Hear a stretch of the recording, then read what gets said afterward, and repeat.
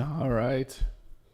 Welcome. Good morning, everyone. Welcome back to the Unconventional Mindset. My name is Odum, and today is Thursday morning. We're starting a little bit earlier than we normally do on the stream, but I'm just too excited. I got too much stuff to do, and I was going to do this morning, but I figured this will be probably pretty cool to do on a live stream anyways, just because, I don't know, I just it'd be really cool. So, like I said, welcome to the Unconventional Mindset. This is a series or a show, whatever you want to call it, where every Monday through Friday we get together, we live stream, and we figure out and we build things to try to build a company that's going to generate us $1 million in revenue every single year. We're 10% of the way there, and what we're building right now is Pixel Pieces, which is an extension of Pixel Media, which is our web design and development agency.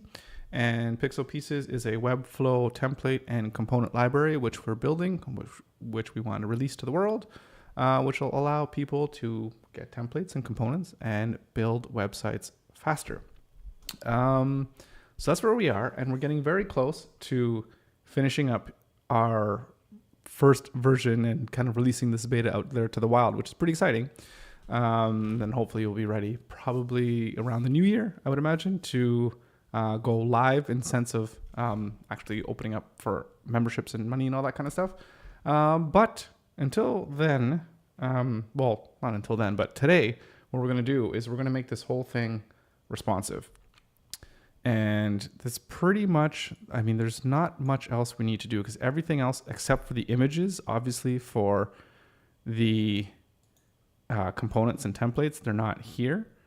So we need to do that. So what we're going to do today is we're going to make everything mobile responsive. And then later on, if we finish that in time, then we'll get into reviewing all of our components and we need to bring them in to here. So that way we can get all these links for the views and everything working. And then we could also get all the JSON objects and put them in the database so that when you click copy, everything is good to go. And then, yeah, get the images. Then that's it. Then we're ready to go. So I'll get people to start using things. So yeah, so let's just get to it. Let's get right into it and let's make this thing responsive. Let's start.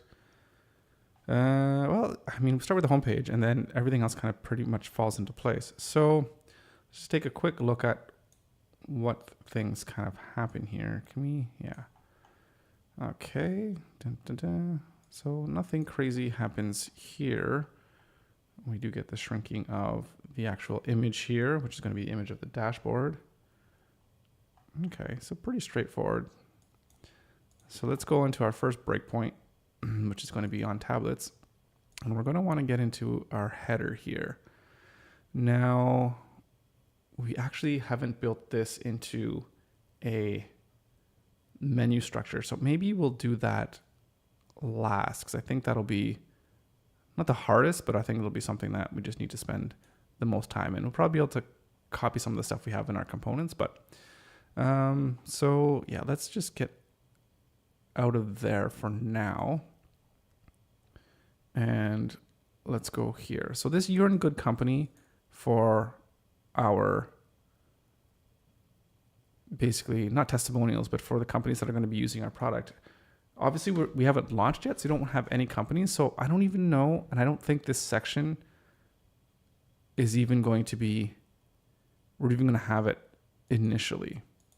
So I think what I will do is I think I'll hide it because we just won't have any. And then if we can try to get some as we go forward, then we'll have them. Actually, you know what? We can still make it responsive. So what do we have here for our client list? So I think it's a 5-column grid. So I think we're fine on this size, but I think once we get to here, we're really going to want to make that much, much smaller. So even 3 is not the greatest. So on a phone, yeah, we can go down to 2. And then here, well, let's take a look. Client logo container. So let's be done with this. Do we have any minimum? We have a max width, but we don't have a minimum width. Okay, that. Let's go back here. I feel like we might, 3 might be better. Yeah, I prefer 3. And then we get to a phone, then we get 2.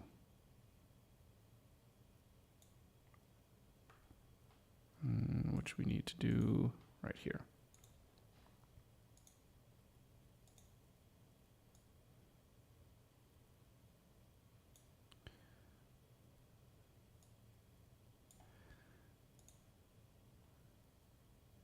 So we have a max width. I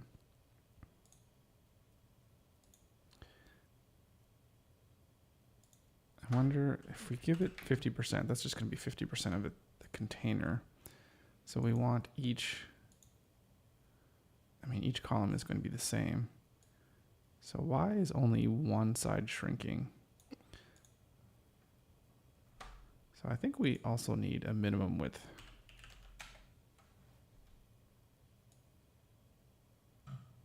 Oh, interesting. I'm not sure what's going on there. And this is going to be a very, I don't know who's going to be looking at this site at 240. But still. Okay.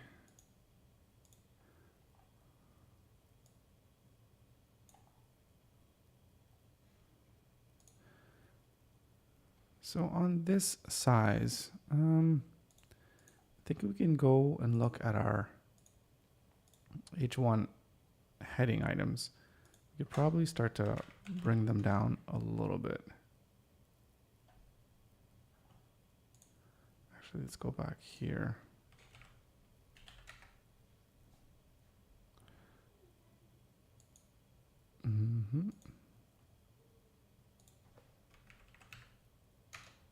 Down just a bit. And then even more.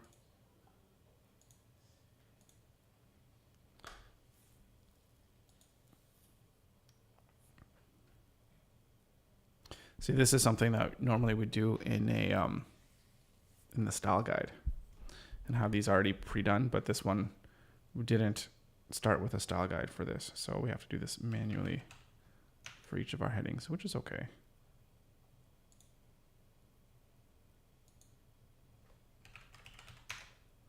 All right. Good morning. Yeah, sometimes grids don't behave. Yeah, especially when you're looking at it through this interface. It's really strange sometimes. So yeah, grids. Dun, dun, dun, dun. How you doing this morning, Kevin? Hope you're doing well. Then we want to go on to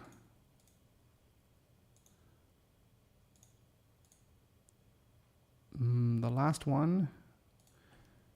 This one, you really kind of want to, I don't like bringing it down too much. Because I like having some size when I'm on my phone. Personally, anyways. I think we'll keep that. Keep that like that. Okay. And this heading, I don't think that's going to need to change too much.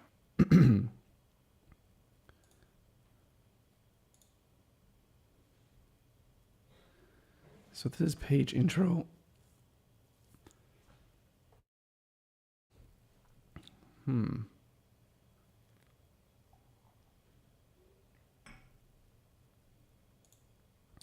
Okay, the size is on here, so maybe we kind of have to do it on this. We can't do it on the H2 element. Okay, that's okay.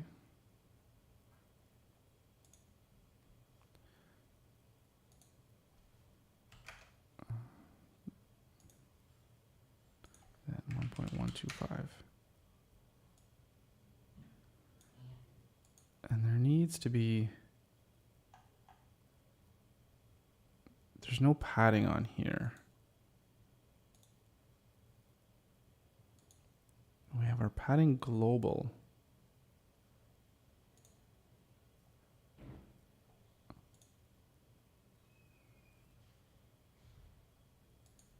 Oh, I spelt it wrong. No wonder. One on this page. Oops. One on another page. Okay, I gotta look at where I misspelled padding here because it doesn't doesn't have the padding on the edges.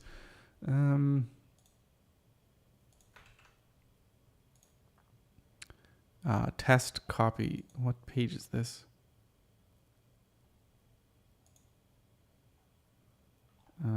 Oh, testing the copy. Yeah. So let's delete this. Okay. So right back here. Get rid of this class. Padding global. Okay, this will make more sense now. There we go. That makes more sense.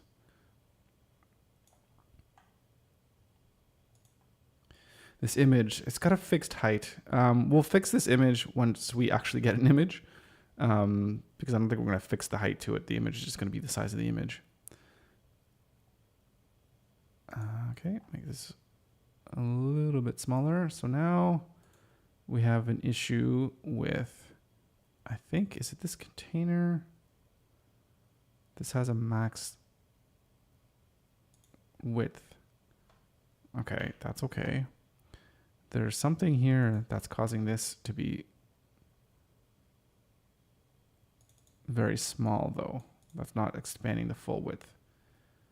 And what is that? It must be in here? No.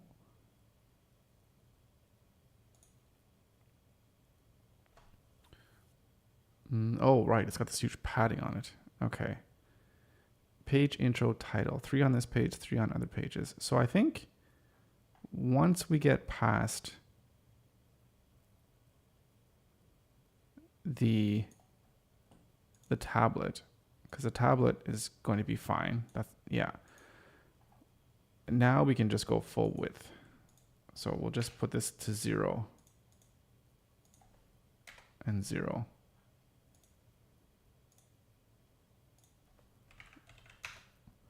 Get slightly smaller. Not too small. I think that looks pretty good. And then if we go here,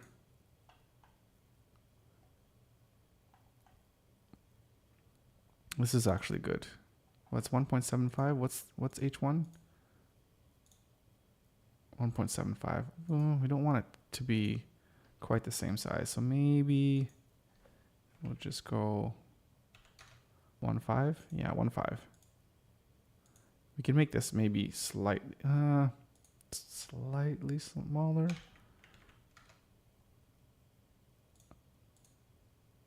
Yeah, that should be okay on a phone.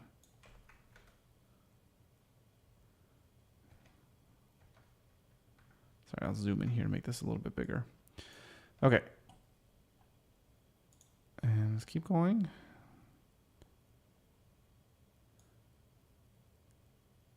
Okay, here on tablet, we could probably make this a little bit smaller. Just be good to kind of fit on one line for the most part. Just looking good. Now, this section, of course, we're going to want to update the grid, probably for, let's say, just have it 2 by 2. Maybe let's make the gap a little bit smaller.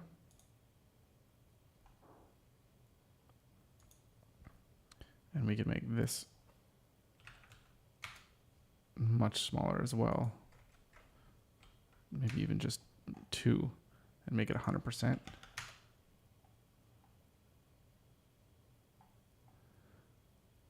And then let's actually go to our H3.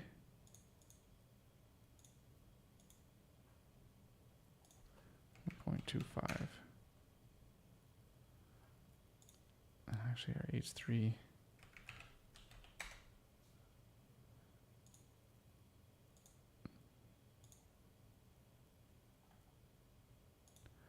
And on phone, this is going to be pretty easy. Or on portrait, I should say.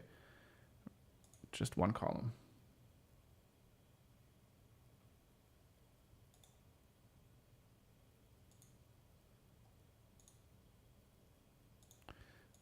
heading 3.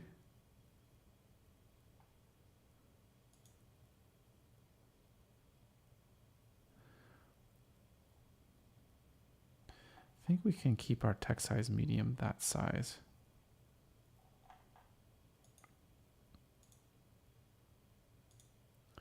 But we will, I'm actually going to make this, actually maybe just 2.5 even. 1.5.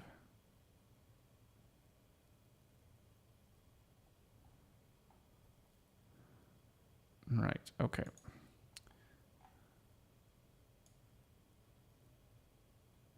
So this part, let's view this. All right, we need to be careful here. This is tablet.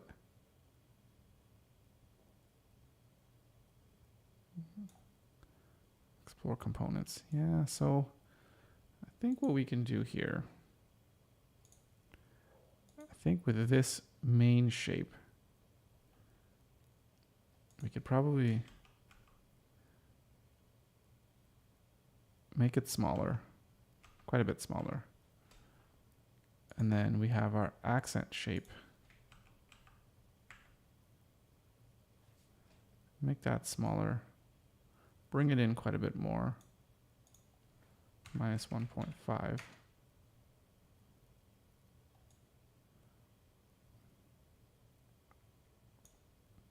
That should play nicer.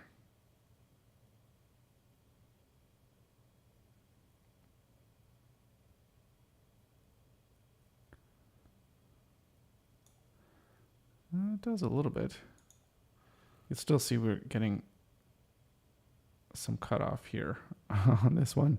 I think what we might want to do, whoops, where am I here?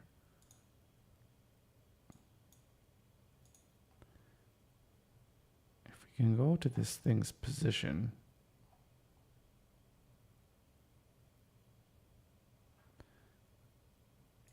this thing's position is absolute. I wonder if we can make this as absolute. Gives us some problems.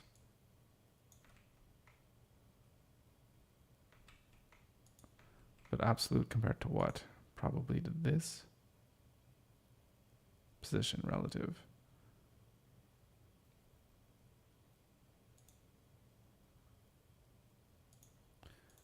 If I go 0, 0, how come I can't see it?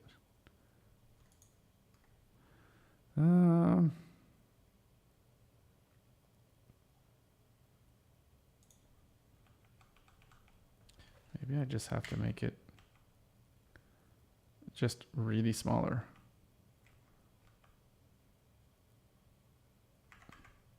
Or can I give it a margin? Yeah, that's just what I want to do. Let's just bring it up a little bit.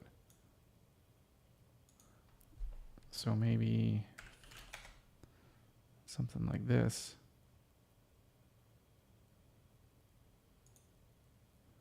Not too much though. I don't mind a little overlap. Just give it a little bit of... that looks kind of silly though. If it's just kind of floating up there.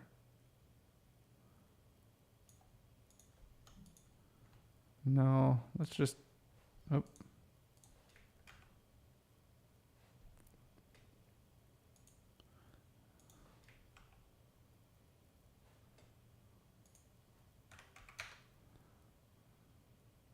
Just make it a little bit smaller. And then this, yeah, I think we're gonna,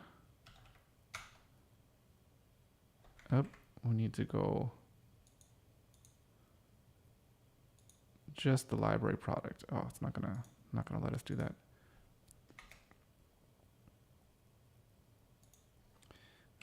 We're gonna make it 20.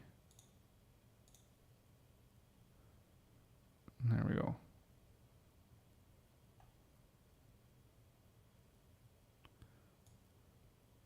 And then when we go here, then we're going to take these two links and then we're going to display them vertically.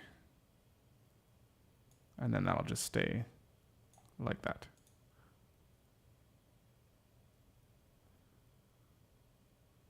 Yep. I like it.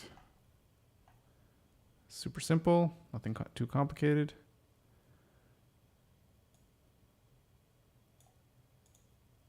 Okay.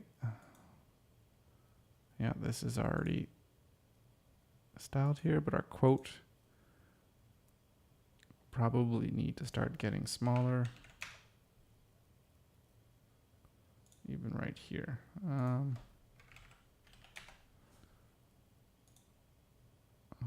1.75 and 1.5 and then 1.25. That might even be too much. 1.125.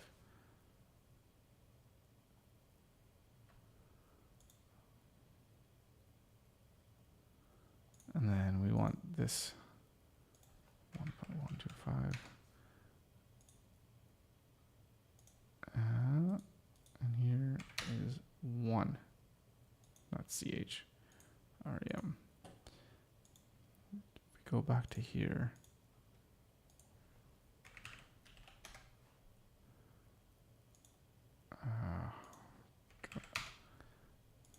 start using the right, keep that consistent. Okay. Need just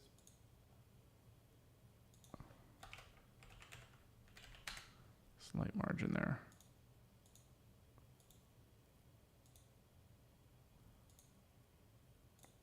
I feel like this needs to be just a little bit bigger than the text up here. Yep. Okay. Okay, so now we have our call to action section.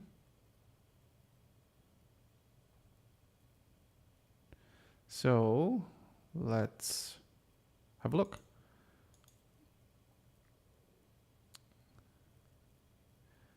So first things first, we obviously have this huge padding. So let's take it down to, I think we want it to be the same.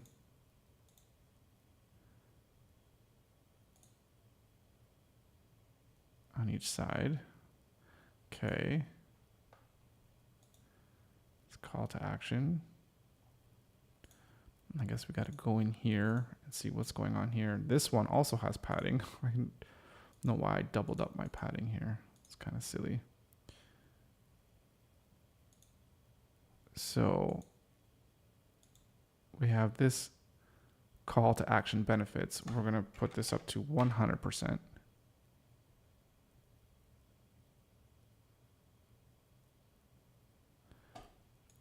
And then this div block here, is it in a grid? What's it doing? Yes, it's separating out this because this is a grid or is this flex? It's in a grid. Okay.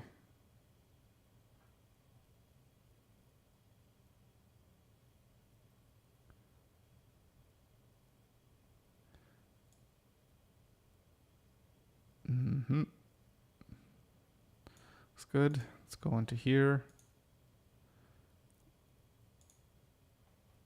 Right, so this text, if we go back here, this is text color white, but we're actually looking at an H2. And which is the same as these guys.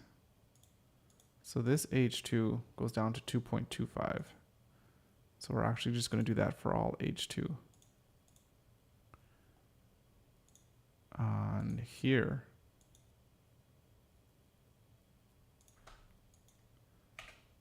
we go to H2, 2.25. And then if we go just here to H2, we got to do this 1.2. Just to get that correct. And then so actually, so it goes down to 2 and 1.75 and 1.5. Okay.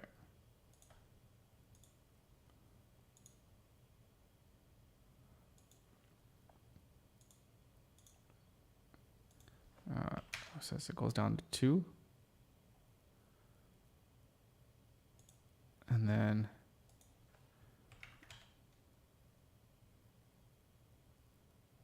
what, 1.5? I think I have this wrong. 1.75. And then 1.5. I think that's right. Okay. And then this is text color white.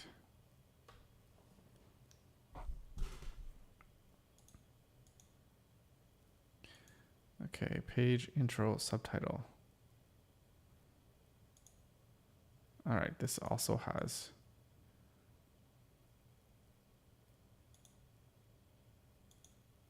on other pages. Looks like this is the same as this page intro subtitle. Yeah, so it already goes small and stays small. Okay. And then, whoop. However, when we get to here, where do we set the typography? Is it set here? Yeah, it is set here.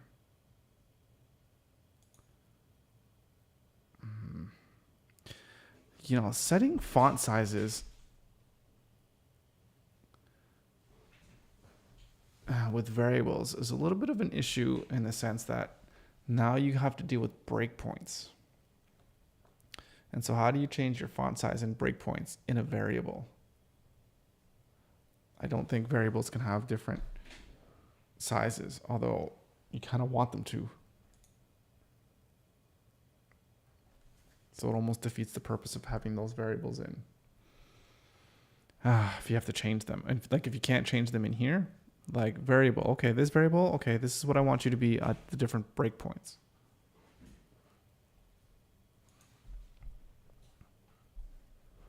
Send a note to,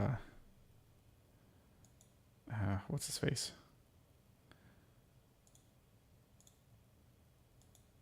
Send a note to Webflow. A little suggestion.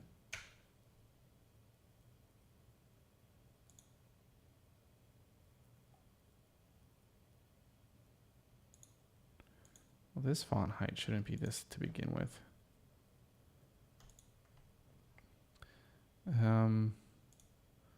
Actually, let's go here. Where's the font height?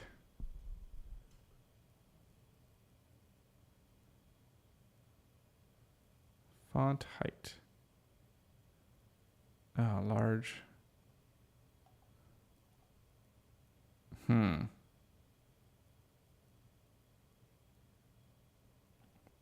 I don't need to rework this whole variable panels. Okay, but these are minor things. Actually, let's go here.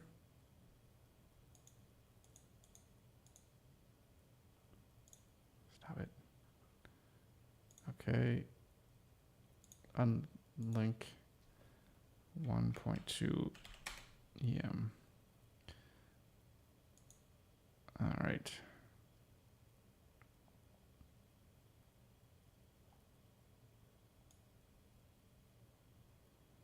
Okay, and then once we get to here, then we're going to have to go into this call to action. One column grid.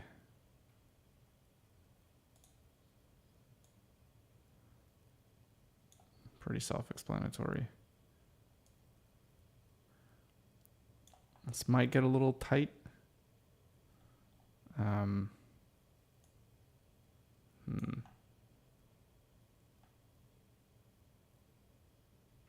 have to see how it plays out on my phone. Because I have an old school phone, one of the smallest you'll find.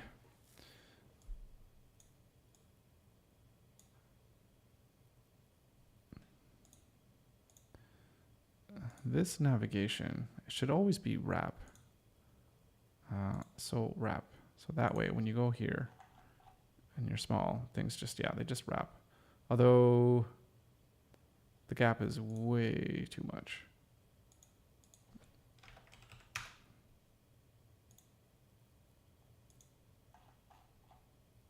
Yeah, that's better. Okay.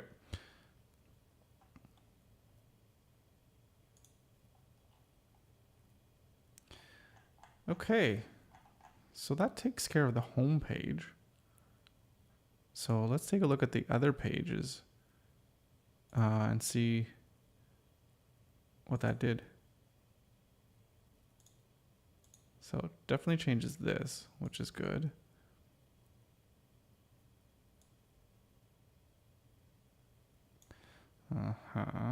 Card heading. Okay, now we're on this phone. So this is going to be a grid 4 column. So you're going to go to 2 right here.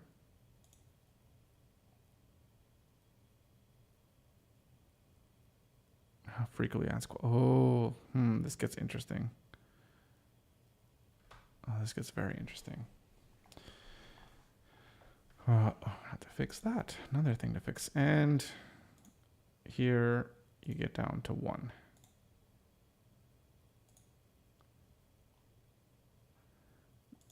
The card font size kind of stays the same. Let's go down to 1.2 here.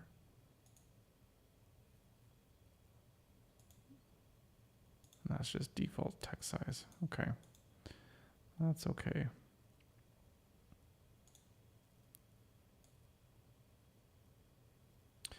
All right, so I never noticed this text here, right? Because it doesn't flow like regular text. How are we going to do this? So yeah, I was looking at it on a wide screen, then it's fine.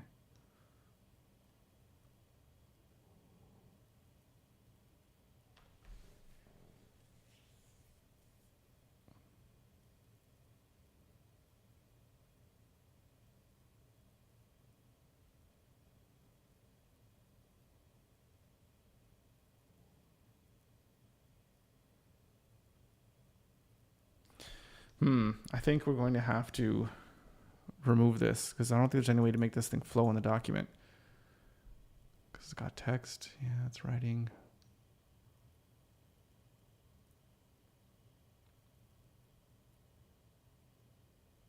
I mean, unless we...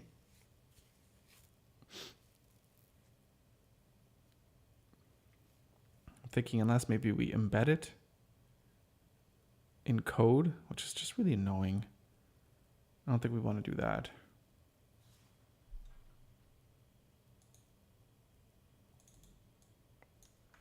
So let's go back here.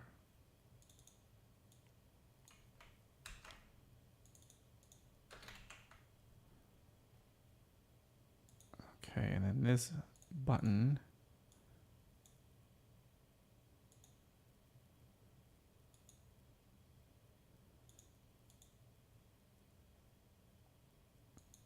P text size medium.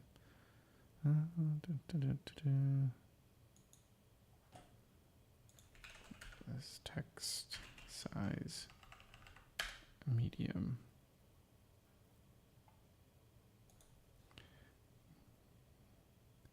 Delete that, delete that. We actually don't need this.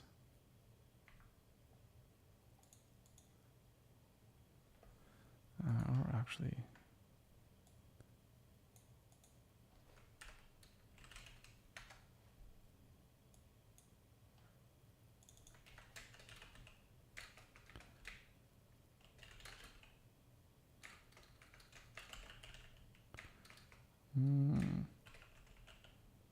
Copy button.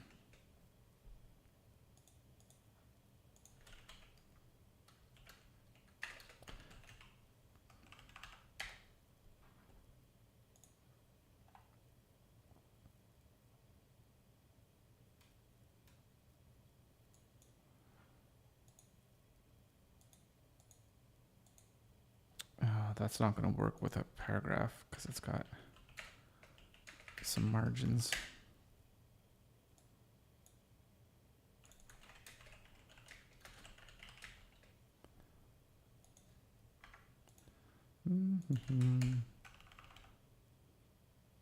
Text size medium.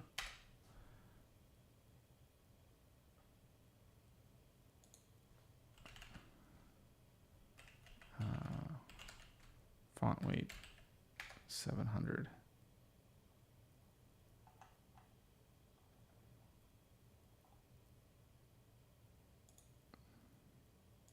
Whoop.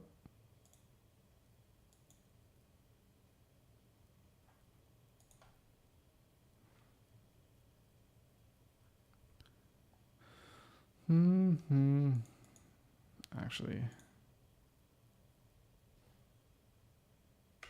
we're going to do FAQ answer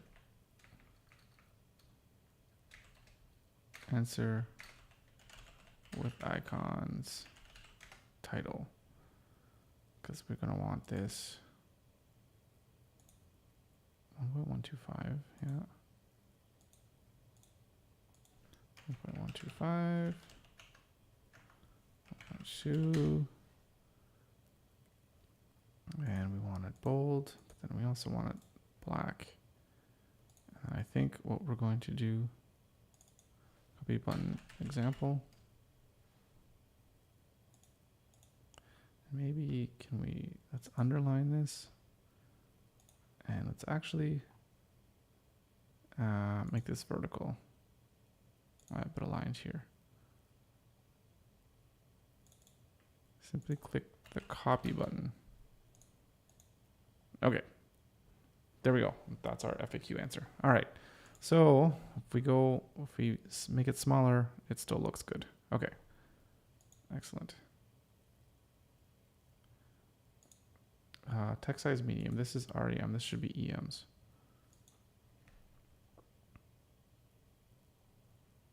Okay, I think everything here is just going to look pretty good. Although our frequently asked questions, we might want to just make them a little bit smaller. Again, 1.2 EM.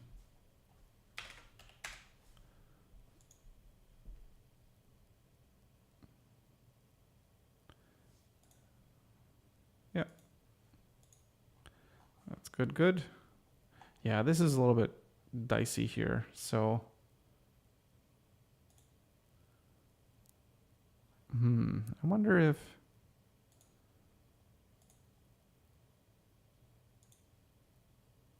instead of 2.5, what if we made it 1.125?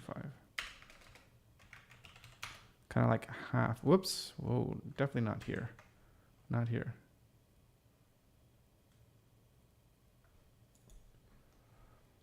Frenzy, how you doing? Good morning. Welcome to the stream.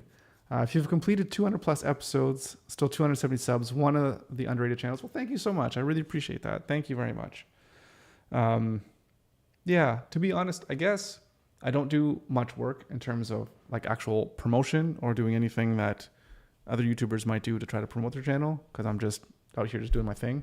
Trying to stay a little low key now while I develop this thing. Because I don't know if you heard, so this whole component library is going to be ready to go tomorrow to get people to just do beta testing, kind of low key stuff. And then by the beginning of the year or end of this year, I'm hoping to just kind of actually release it. And then I'll probably start doing some kind of promotion. But anyways, hopefully I'll grow then. But thank you so much. I really appreciate that. And welcome to the channel. Glad to have you here. One of these days we'll get there. We'll get there. I'm sure of it. But for now, we keep plugging away one day at a time.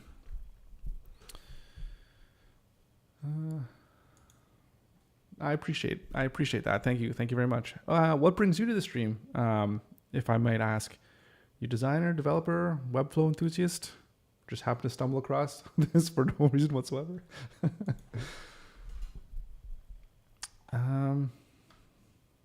Okay, what was I thinking of? Oh, right.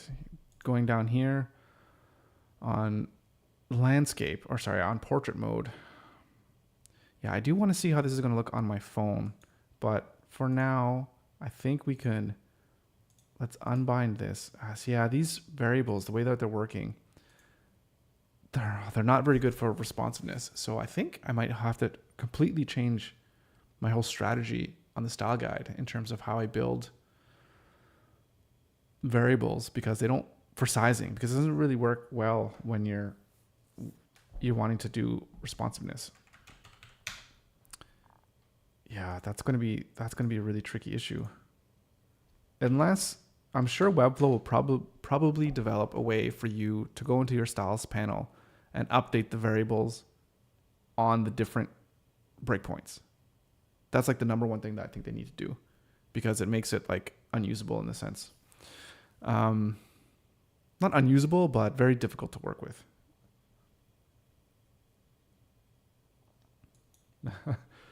Also, I started YouTube and saw a stream title with episode 210 with 0 viewers. It's really, I think we're 220 actually. I think this is 220. Yeah, maybe that's what you mean, 220. But yeah, I get some views. They do pretty well, like after the fact. There's some videos.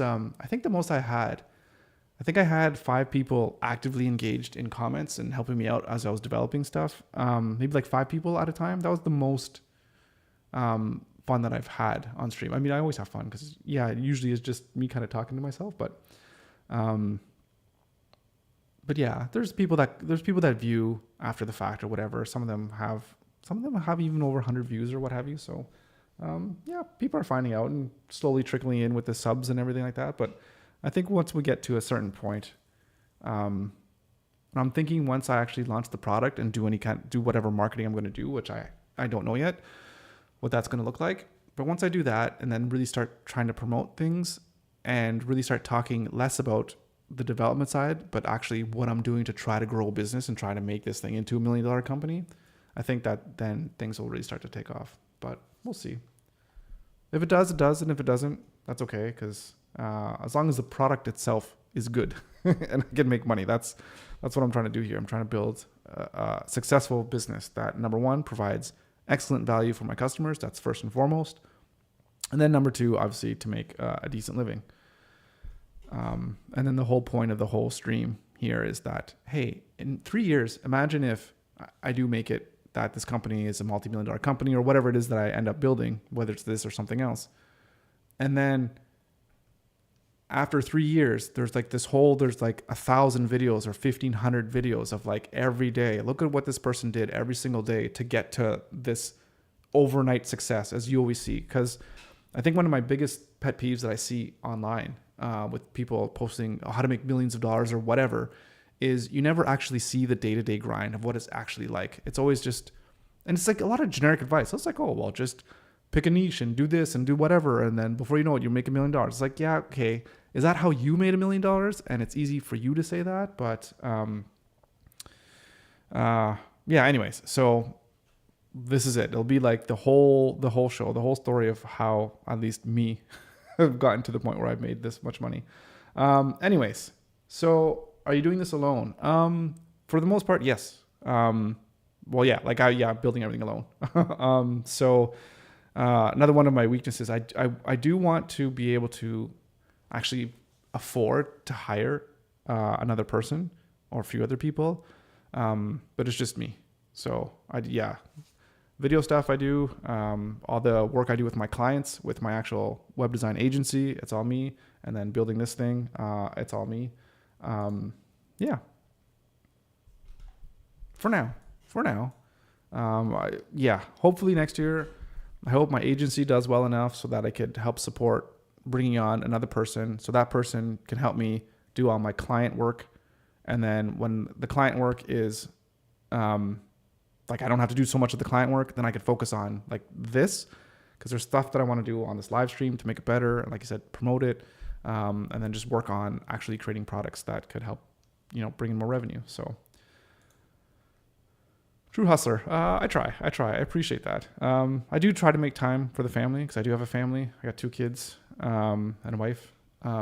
So yeah, try to spend some time with them. Usually it's in, you spend an hour or 2 in the evening and we'll watch like Star Trek or something. Yeah, my kids love Star Trek, which is good. I think since we started watching that early, they enjoy that kind of stuff. Okay.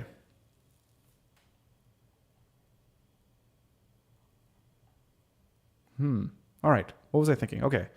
Responsiveness. Yes. So this page is looking pretty good. This is pretty easy. This is the pricing page. Again, yeah, the header. We're gonna save the header for last because that's gonna be the most interesting one to do. Maybe the most fun, or the one that won't be as fun. This is the members only page. This is just where people go if they get pushed in because they try to access content that they get denied. That seems fine. About. Oh, right. This about page. I keep forgetting about this. I need to get a good image of myself on here because that's going to be the about background. Actually, other than that, that's not too bad. That would be pretty easy. I'll just grab my camera. I need to get like a nice big yellow backdrop. I remember I made that promise here on this. I think it was to Charlene. So Charlene, if you're watching, if you ever get to see this, don't worry. I haven't forgotten. We'll get a good picture for this about page. Okay, let's have a look here. There's another issue right here where we don't have a background or a padding. I think we should put it right in here. Alt Control G, and then we're going to do padding. Global, I think is what it is. Yeah. Okay, perfect. Okay, so on tablet, I think we're still looking good. And we'll take a look here on landscape. I am in Nova Scotia in Canada on the East Coast.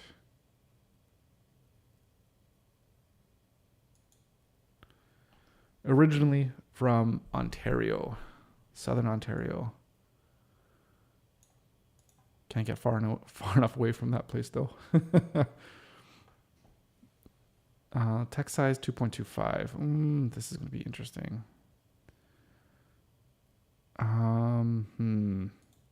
Yeah, this is another problem with using these text sizes.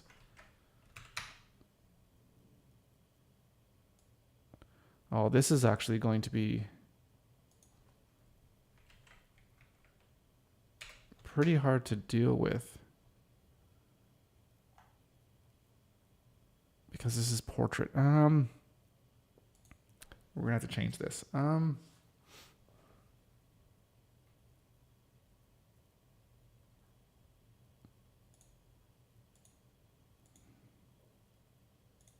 So right now, the way that this page is set up is that this whole about introduction, it's positioned absolute, and it's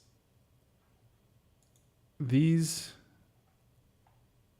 like if you look at this grid here, the top row is to take up 70% of the viewport and the bottom 30%. And that's fine for tablet, but it's not going to work for our landscape here. So I think what we need to do, what should we do? Because I'm thinking, you're on your phone and you're looking at it landscape. You're not going to have a lot of space to see. So we're going to have the navigation pixel pieces, and I think we'll just have my stupid face. So we'll put it at 100. And then this one,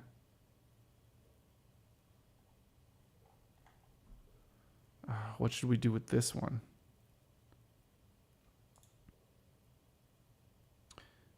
Maybe, do we make it 50? I think maybe we make it 100 too. So that way when you're scrolling, you kind of see, yeah, I think that might look good. I'm definitely need to test this. So let's go to our main wrapper here because this actually needs to, it has, we need to change its positioning. Where's this? Right, here we go. Here's its positioning. So it actually needs to go down 200 VH. So you're scrolling, you see the image, and then you see our mission, it's just there. And then it gets to this. Perfect. And then we get to our values, and let's just change this to a 3-column and way too much space in between. Our customers come first. These are our values. Make that a little bit smaller. And then when we get to here, we'll make this 1.125. And actually,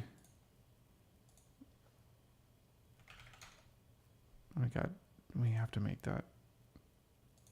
Well, if I want it, maybe I want this one a little bit wider. I think we need consistency. But it does look a little bit better spaced out like this.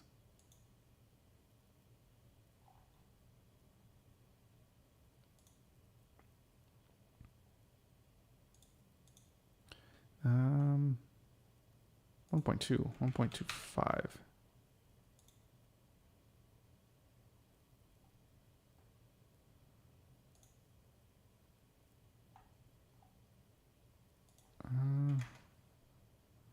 Let's go to 1. Good. Yeah, so this will need some testing. Let's make sure we make note of this. So in this scenario, let's just put this as a subtask.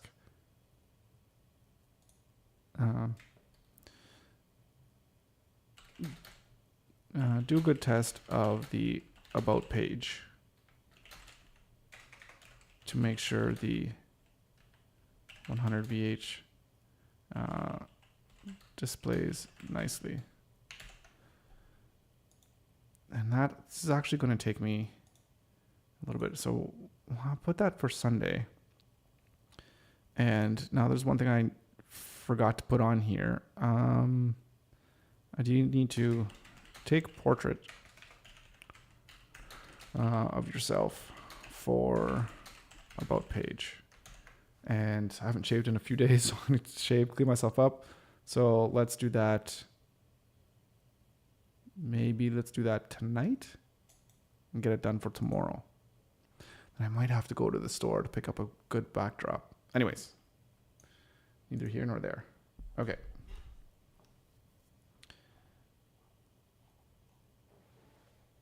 Okay, good. That's the about page. Our blog page, this should be pretty straightforward. When we go down to a tablet, I want to change this 2-column here. You know what? This is a different 2-column. 2-column, this is going to be the blog. Because I don't necessarily want a 2-column to go down to 1 on tablet, but for the blog we do.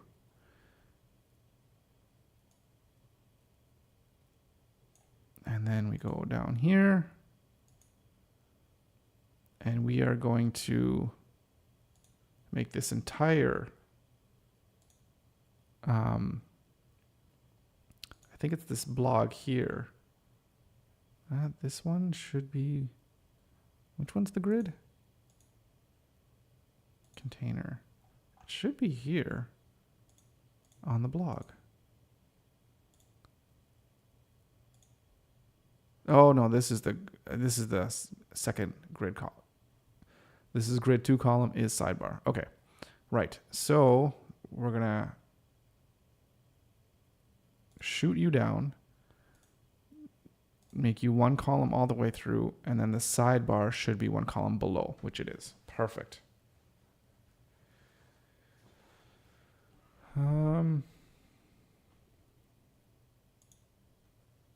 So can I tell you how to find clients for web design development?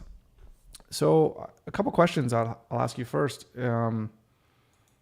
would be, how long have you been doing web design and development? And are you specifically talking about, like, what are you talking about? Are you talking about building websites? Or are you talking about like doing like really in-depth back-end development?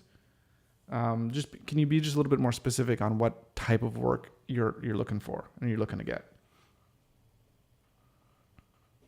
Then I could help answer that question a little bit better, or at least give my opinions on it. And then we go down here. Yeah, and that's still good. But I think when we're in this view, I want to take this blog category list and we'll make this one column. That's nice. Okay, perfect. So while we're on the blog, let's go to the blog post template, which I think this is just a one column thing. So this should just do its thing, which it is for the most part, except for this big subscribe button, which we'll update.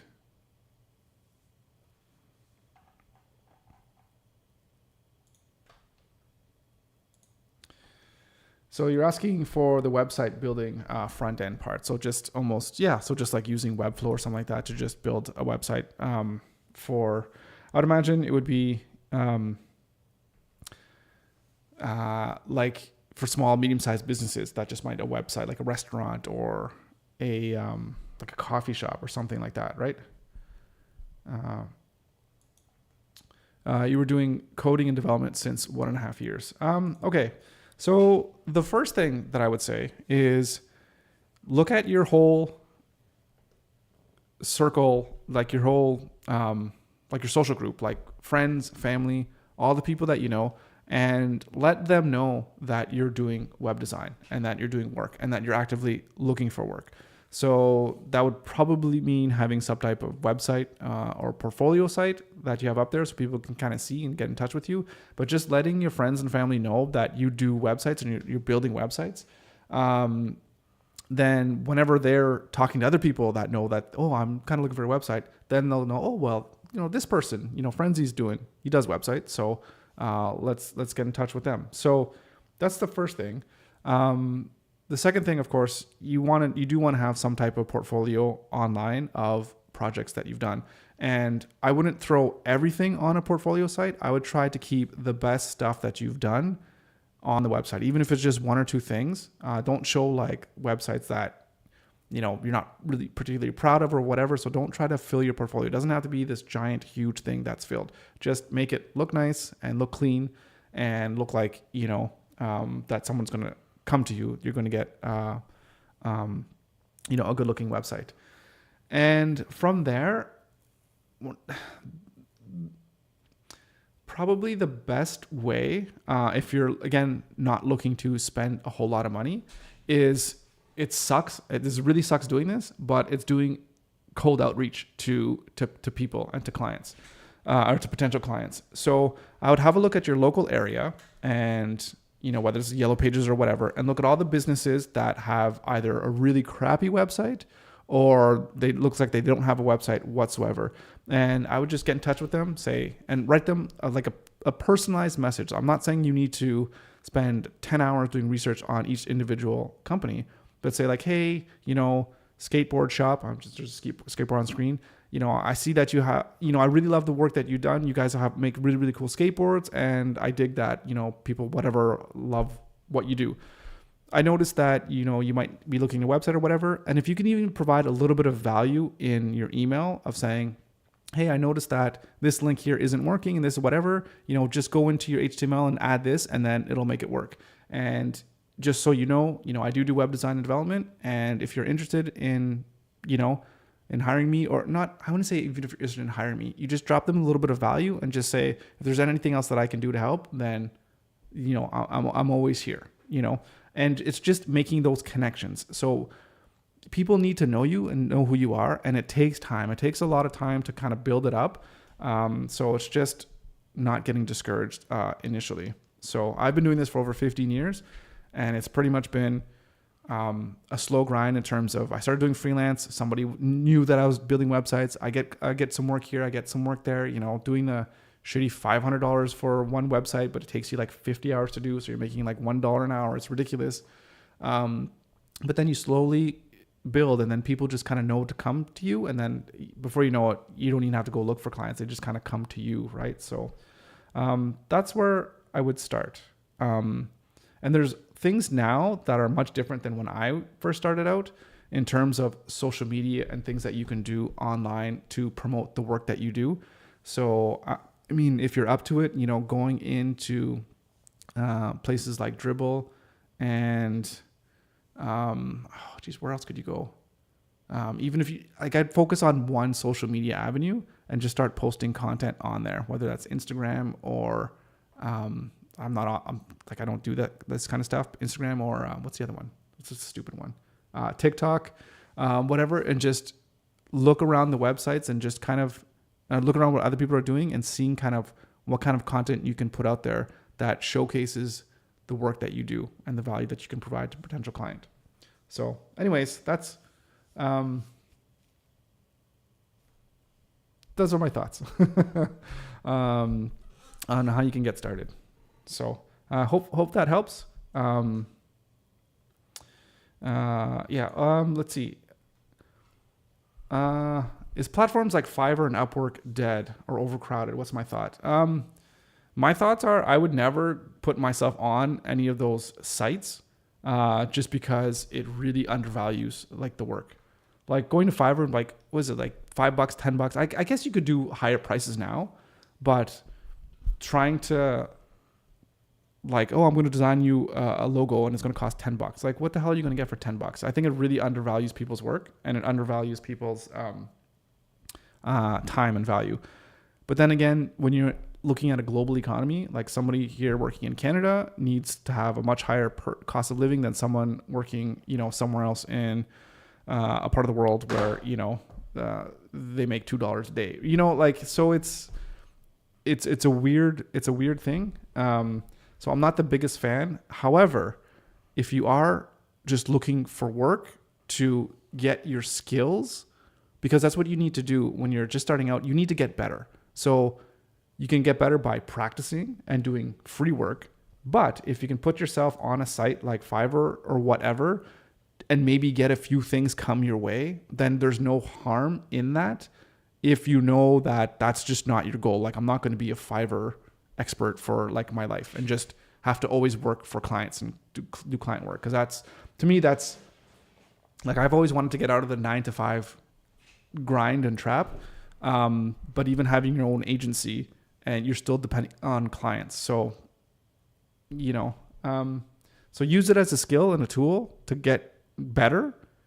Then once you're good enough, then you don't have to get those clients that all they want is like the cheapest possible thing done. And then those clients are generally a nightmare to deal with anyways, because they don't know the work that goes into designing something, and they just, they might not appreciate, they just won't appreciate that. And then they'll ask you for things that are just completely unreasonable. And you just have to be careful not to get taken advantage of in those kind of places and spaces. So yeah, I think that's my thoughts on those.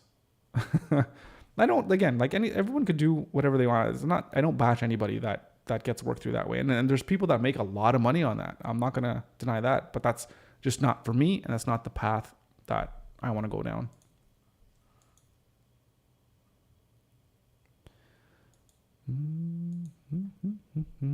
Okay. So yeah, I don't think those platforms will ever be dead. But I think a lot of people that get good, maybe even from there, they'll just go off to do something else that's a little bit better for them.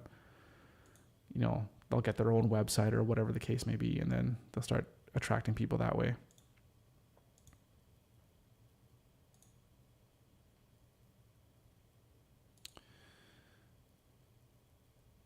Okay, so we have this date here. What's going on here? Blog post meta text. Blog post meta text. Why do these guys have different sizing? Probably because of here.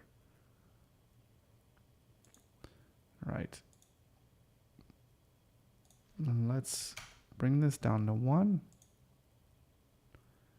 And can we bring this here down to 0.875?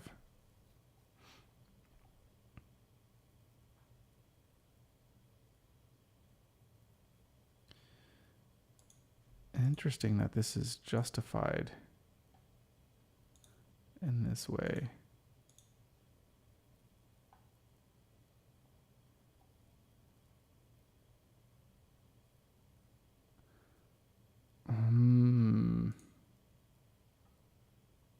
Something's aligned center. Right. This thing is causing it, but that's okay. I think we can align this left, and it's not going to have any detrimental effects, because when we get here,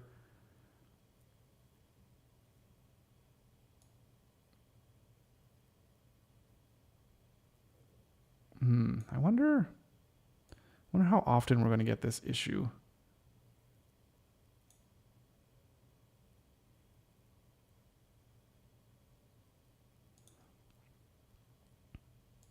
I feel like with our padding global, when we're on tablet, let's make this smaller. There it goes again, doing this weird stuff. Okay.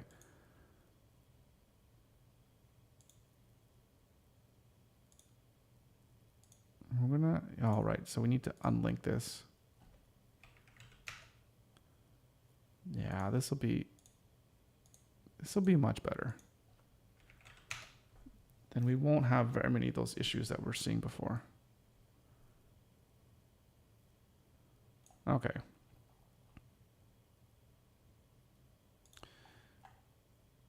Okay, so this crazy subscribe form, we have huge padding issues. So let's fix them. Blog subscribe title 1.5. Okay. And then we get to here. And once again, let's match the global padding. And here, I think we can go down to 1.25, and this just to 1. I'll keep that weight. I like that weight. Good. So I think we'll have to do a little bit of work on the rich text. Let's do that. Let's do it right now.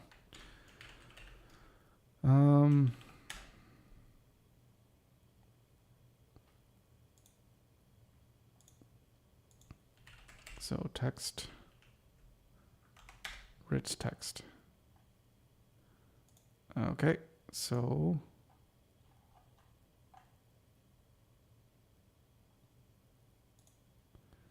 it's basically this block quote. I think we're going to make this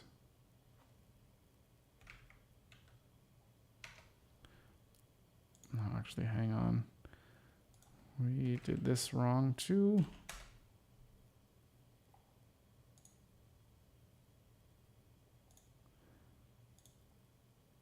Go down here. 1.5.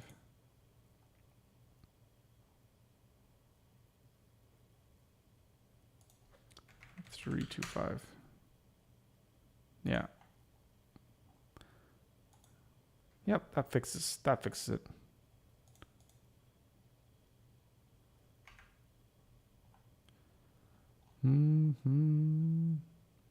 Okay. Good. Now, the last thing is I think that's all of our pages. No, it's our actual product pages. So let's look here, because we need to actually fix this page. Now this is weird. So, right. So here's where someone's going to be on the website and they're not logged in. So they're going to perusing. They're like, oh, what's Pixel Pieces all about? Oh, okay. Well, here I could, go through the different components. And how do we want to make this? I think we're just going to have to put the filter on top and then have everything on the bottom. It's not going to be very practical. But that's okay. I mean, you're on a phone. What else are you gonna do? Okay, so yeah, that's what we'll do. Can platforms like Webflow and Framer can they compete with coding complexity? In terms of competing, like head to head, in terms of just coding complexity, you're never gonna outcompete just writing something from scratch, because then you have 100% control. So with Webflow, you don't have 100% control. But that being said, I've transitioned all my clients and all the client work that I do to use Webflow. So I've been using Webflow only since 2020. And when I used to make client sites, I'd use WordPress. And Webflow has blown me away in terms of what functionality you can get for the front end design. And then it also mixes in the amazing editor so that clients could go into the back end and they could update their own content fairly easily. It's like the easiest platform to use. And you do get a lot of really cool no code features with Webflow to connect to all kinds of different third-party applications. And it's just getting better and better. So I think it's good enough in terms of complexity that I've based a lot of my business on this tool. That being said, if Webflow goes out of business, then I just use another platform to move my clients to. That's fine. But I still believe in the stuff that they're doing, and it's good enough that I think that it's going to be around for a long time, and it's going to provide a whole lot of value, and it's just going to get better and better. In terms of complexity, yeah, so there are things that are lacking with it, but you want to know those limitations beforehand, especially depending on what project you're doing and making sure that the project makes sense to do in Webflow. You also have to think of the project, and you have to think of your skill set and where those are at. But for me, like 95% of clients that will come through the door that says, I just want a website, I'm a small business person, I just want a website. Like, this is perfect, because you just, like for me, when I have all my templates done, it's just like, get a template, change the colors a little bit, change a few different things. You can have a website within a day, and it's like no plugins to worry about, none of that stuff. And everything just works. So it's a phenomenal tool. Framer, I haven't used it. I've looked into it, and it seems like it's more on the designer aspect, which is great because I'm a designer by trade. That's kind of my bread and butter. But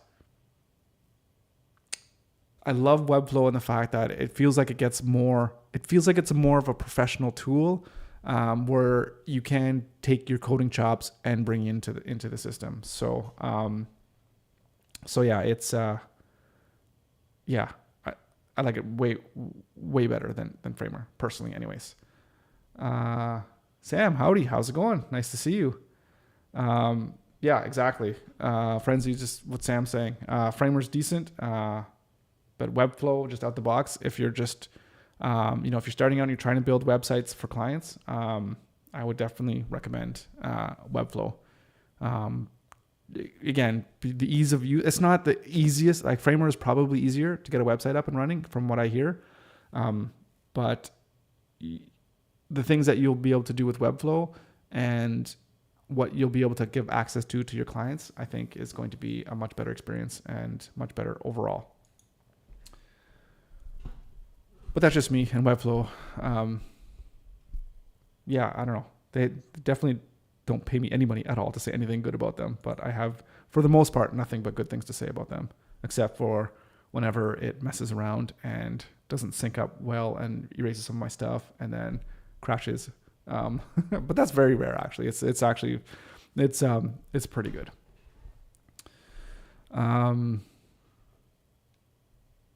So Sam, I got everything working yesterday and the past couple of days, so we're all good, and it's looking good. We even have this nice copy functionality too, which is all built up and ready to go. So yeah, it's looking good. David, how's it going? I just talked to Frenzy like 15 minutes ago. Maybe if you rewind like 15 minutes, I gave a little bit of spiel in terms of how to get clients. So it's kind of the same thing, but if you're like, here's where's the comment? Good progress. Yeah, I'm really excited. So, I will say this whole term. What do you mean by UI UX? Like, what exactly are you building? Right? Are you talking about the user experience on a website, or are you talking about developing like interfaces, or is it really how people interact with physical products? So, like, I think I know what you're saying because I just feel like that term gets thrown out quite a bit. So, like, what is your skill set? So that would be my first question. Like, what's your skill set? And are you talking about kind of just for in the space of web design in general? And then I could help maybe answer that a little bit better.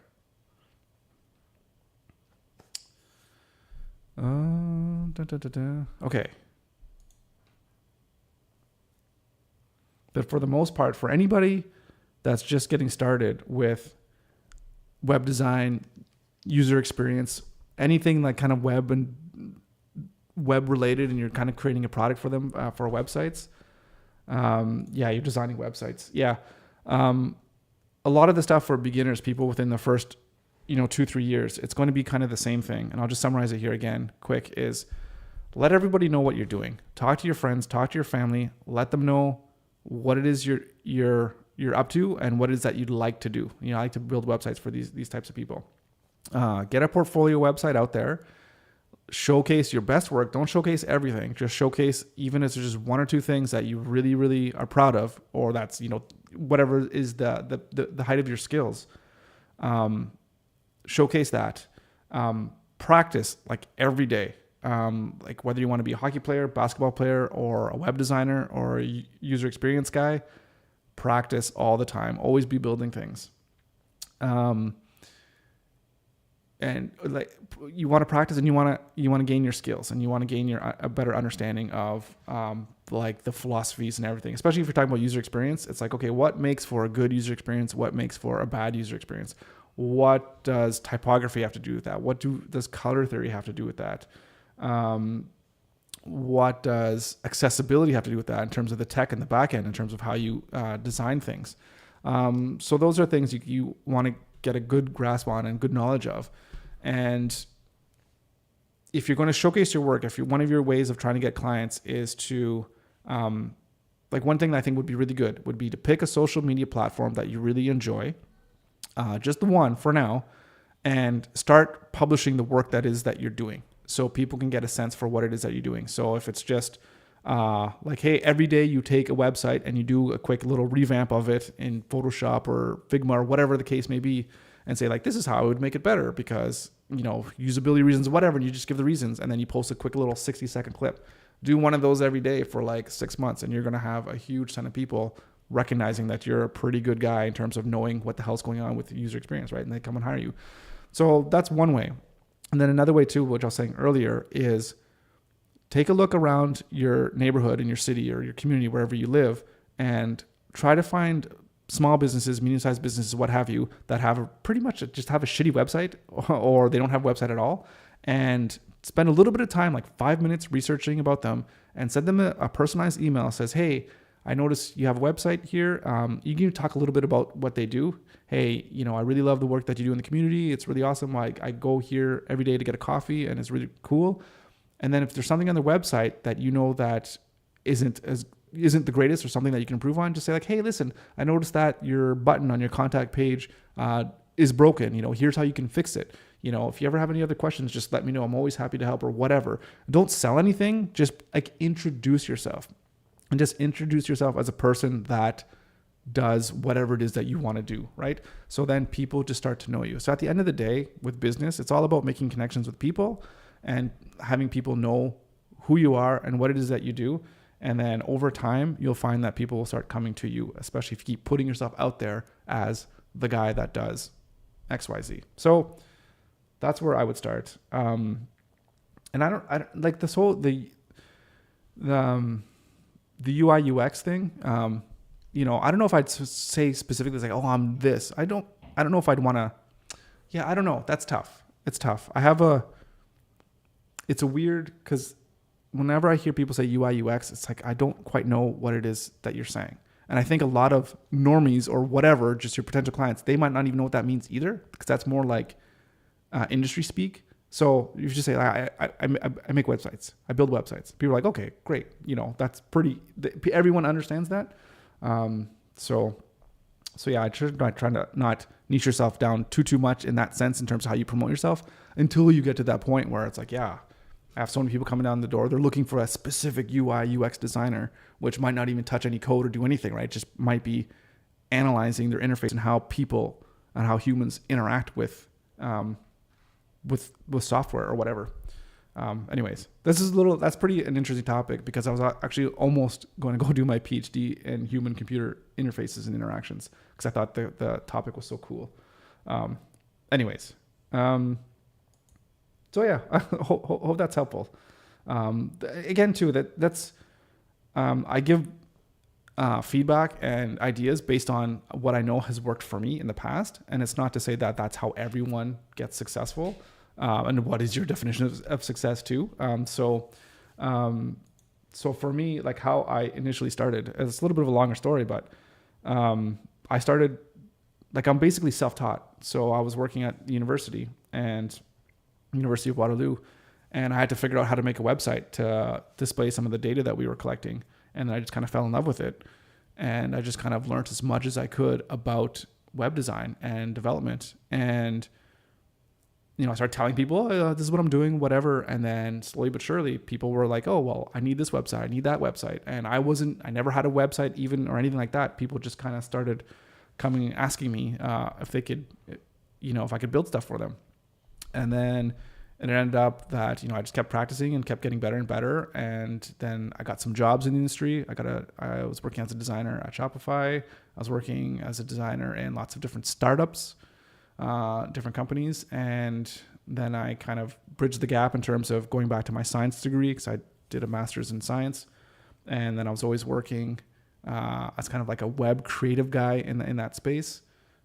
Just kept learning and kept building stuff and tried to make a few other businesses. If you look around me on the web, you can see some other businesses that have come and gone. And yeah, I don't know, it just basically gets me to here, to the point where I was like, all right, I really need to not work for other people and just work for myself. I don't work good with, I don't like people telling me what to do. I really don't. There's good ways about that, working with people versus working for people. It's a big difference. So I decided that enough is enough. I need to put 100% of my energy into building a company and building something that's actually going to sustain myself and my family long term. So that was about last September of 2022 as when I quit my job. And I was like, that's it. I need to go full time. And I didn't have very much money. If you look back at my earlier videos, I only had like a 6-month roadway in terms of savings money, in terms of making it work. So I'm definitely not out of the blue yet in terms of making it. Long ways away from there, but we're still here a year and 4 months later, and I still have money to buy food, which is good. Don't have enough money to buy a Ferrari, but which I would never buy anyways. I should never say never, because maybe if I have like billions of dollars, actually then I probably wouldn't buy a Ferrari. I'd buy a Mustang. I'd buy a Ferrari. Why buy a Ferrari when you have a Ford Mustang 1969 GT 500, or is it 67? I don't know. Anyways, okay. So sorry if I'm rambling here, guys. I hope some of that's somewhat useful.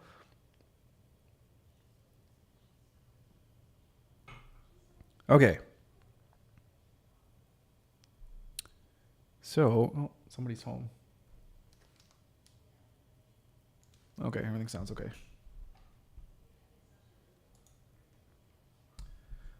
Mustang is cheaper.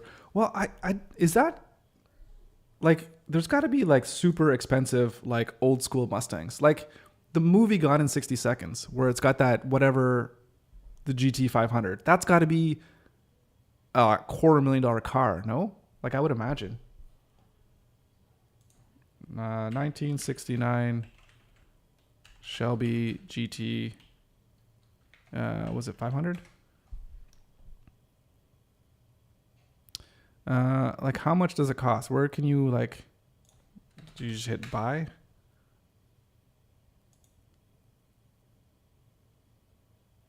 They're all auctions. Oh, some of them are in bad shape.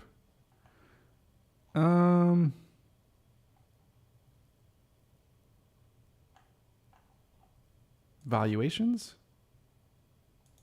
Oh my goodness. Look at it getting down the rabbit hole. This is why I'm trying to, is it just Ford or Mustang? Mustang. I don't know. Get started. Oh my goodness. Anyways, whatever. I don't know. I don't even know cars enough to start typing stuff in. I just see them in movies. And I'm like, ooh, that would be nice to have. And there was another movie with the guy that was in Breaking Bad. It was some video game movie that was adapted, or a video game adapted into a movie. And it was the Jesse guy who always says, yo, what up, bitch, or whatever in Breaking Bad. And anyways, he was driving this really awesome looking Mustang. Anyways, okay, let's go. Let's get on this. Okay, so I think on tablet, I think we're okay to keep this in a 2-column system, but we're gonna have to get our filter results here into, I think here is app collection. Yeah, this app collection items is brochure filter, one on other page. So that's probably gonna be the template page. So let's move this into a 1-column. Could it even be 2? I don't know if we can. Maybe we can. Yeah, that actually doesn't look bad. So we'll make that 2. But what we'll do as well is I think we'll bring in the rows a little bit tighter. Is that too much? Is that too? No, I think that looks okay. That looks okay.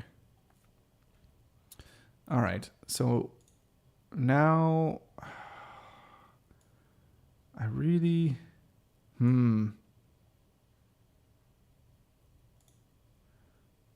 here's the question. Can we get away with this on a phone to have this be 2 columns? And we could make the gap even smaller, and we can probably make even this. I think that could work.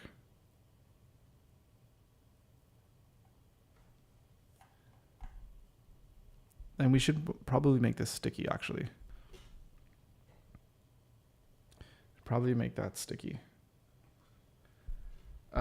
Do I also use Framer? No, I checked it out, but I don't use it. I don't need to. I don't want to learn multiple tools. One's enough, and I just do all my work in Webflow. Anyways, I'm pretty sure anything that I could do in Framer, I could do in Webflow. So why would I won't bother learning it. Yeah, a friend saying I think Framer does not have anything, just an interactive website. It's pretty good. From what I've seen, it can do some pretty cool things in terms of allowing you to build websites. But if you want to get into more complex things, Webflow is it's just more mature, and it just has more options for you to build more complex things. But if you're just building simple websites, and that's all you ever kind of want to do, and you just really want to focus on the design aspect, and you don't have any crazy database requirements or whatever, and you want to stick with that tool, by all means. It's not a bad tool. It's really what you want to do.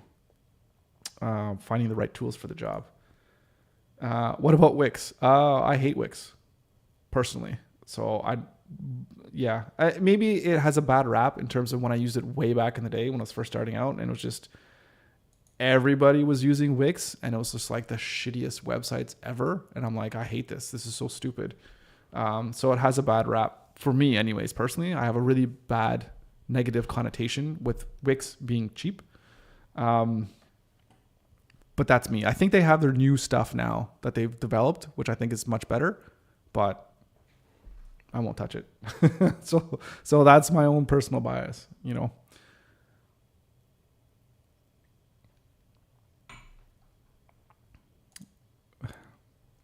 Yeah, Wix is trying. Yeah. So is Editor X part of Wix? Is that what they have? Because I knew they launched something else that was a new, like a new thing.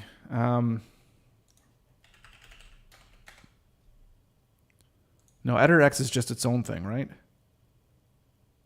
Oh, soon Wix Studio. Yeah. That's right. Yeah. So, eh.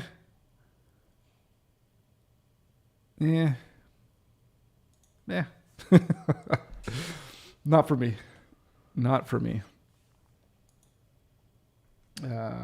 Right. Yeah. Wix Studio. Right. Yeah. Yeah. Not for me.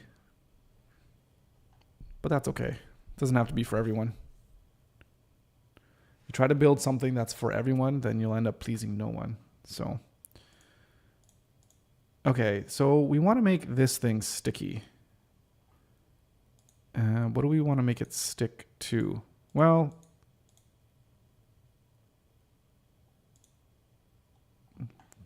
do we want to make it sticky? Not, do we want to, okay, let's see what we can do. I hate this whole sticky thing. Like never works for me when I first try. So let's see. So we want it to be sticky, and let's stick at the top. But it needs to be, what else do we need to have for it to be sticky? This is where I can't quite remember.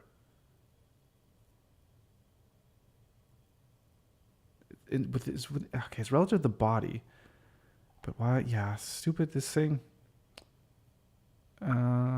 Webflow. Sticky.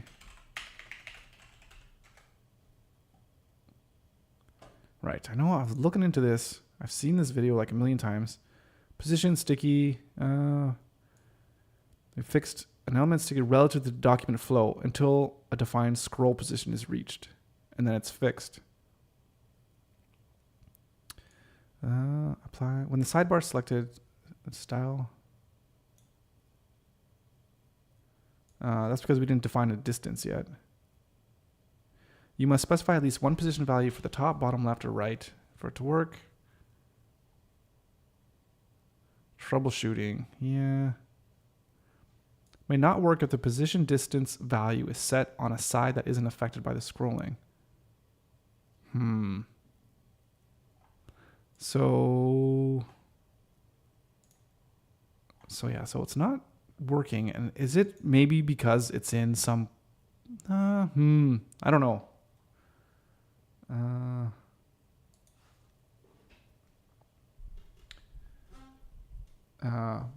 Position property just hangs in my mind sometimes. Yeah, it, sometimes, usually it's just this sticky one that kind of gets me sometimes. And I don't know if it's because of the interface, like what's going on? So,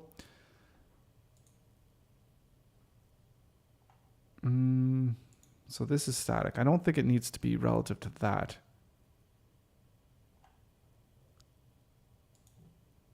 Because it just needs to be sticky as soon as it gets to the top. All right, let's watch the video. Position sticky is one of those CSS things that doesn't seem to work at all until it works perfectly. Fortunately, once you have the basics down, it's pretty great. Maybe because, yeah, I think it is in a grid. No, it's not. It's in a, I lied. Yeah, no, I lied again. It's in a grid. Right. So if it's in a grid, I don't think it's going to stick. It's not going to stick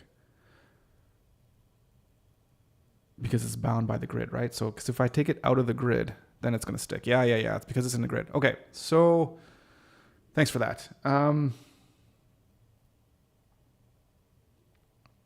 So if that's the case, then let's keep it in the grid. Let's keep it out of a grid. So, okay, let's undo that. Where were we? Okay, form, filter, form. Right. So we're going to flex you, but we're going to take this form filter and we're going to set it to a width. And that width is going to be, I can't remember what it was.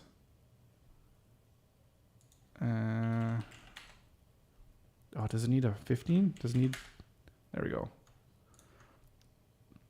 We just need a minimum width. Right. And we have our spacing there. Okay. So now, okay, now it's not sticking. Why aren't you sticking?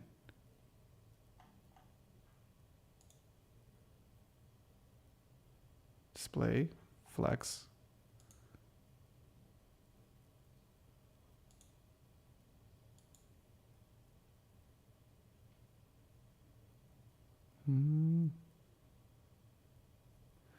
So now, okay, well, what the hell?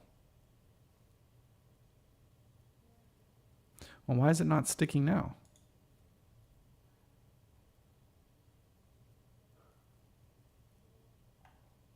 It does stick.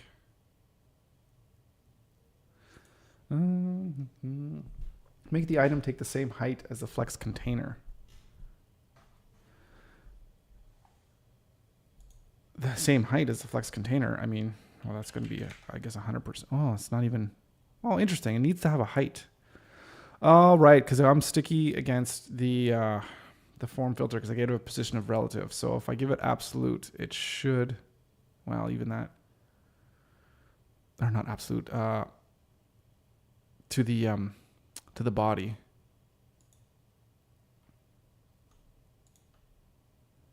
Right, because of its height. Interesting. Interesting. That doesn't make sense to me, though. I guess I never use flex, or sticky, I should say.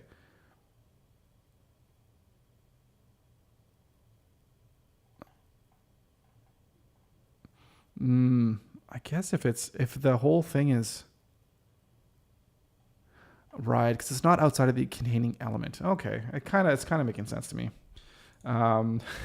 It doesn't make sense. Yeah. I think this is one of the big problems with something like Webflow. The negative I'll say about it is that it pulls you out of the actual code.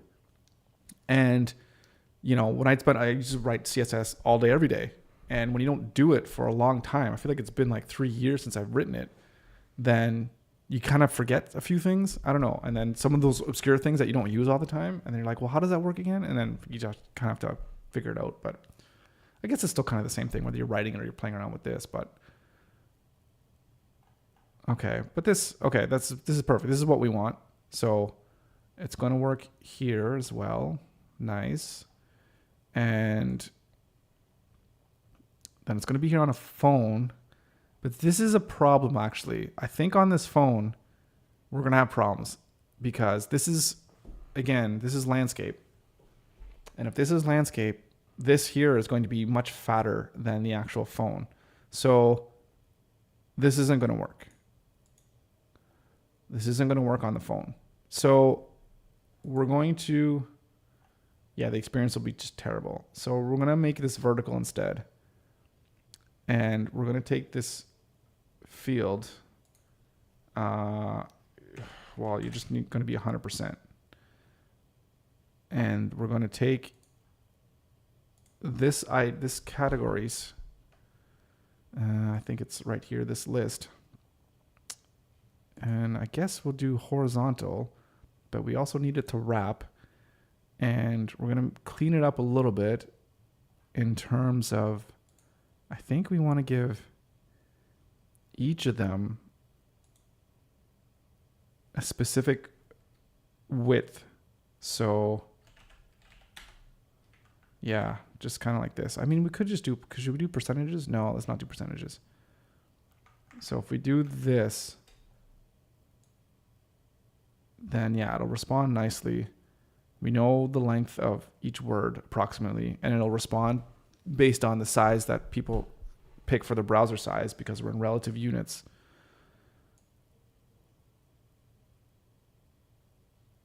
Yeah.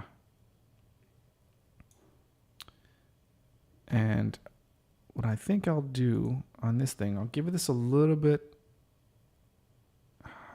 I'm always hesitant to give too much styling to different items when you're in a different view, but I think this will be okay. Okay. So then people, when they're on their phones, they'll still have to do lots of scrolling, but there's not much else you can do about that, I don't think. I mean, this thing shouldn't really, you're not really going to be buying this stuff, I don't think, on a phone, but, I still want to make the site usable. And I don't want to spend too much time because making this into like some kind of drop style out menu or anything like that. I don't think we need to do that crazy. Again, because this is just version 1 of our website, right? We have all the rest of the time to make it super perfect. But we don't want this to be sticky. Let's make it static.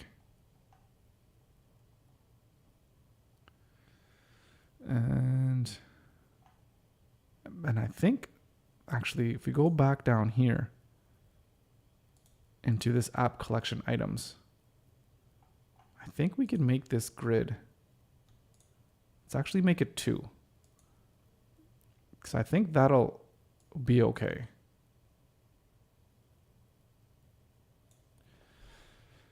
And now when we go here,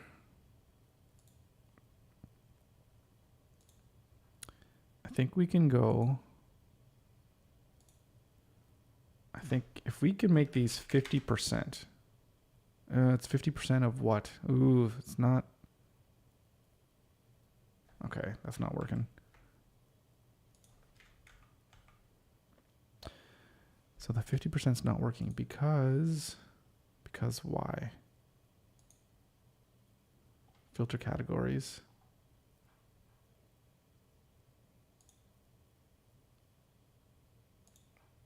Hang on. Well, you know what I could do? I'll throw this in I could throw it in a grid. Oh, hang on. I got too much stuff going on here.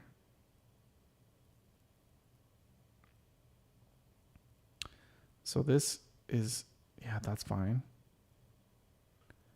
So let's get rid of that minimum width. Oh, wait.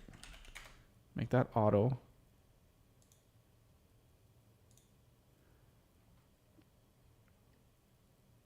So if we throw this in a grid, there we go, much better. And column gap is 1. Yeah, the last thing we want to align it. Oh, no, that's going to have to be on the actual form itself. Align them to the, it's going to screw up. That's okay. Well, you know what? We can go into this form checkbox label.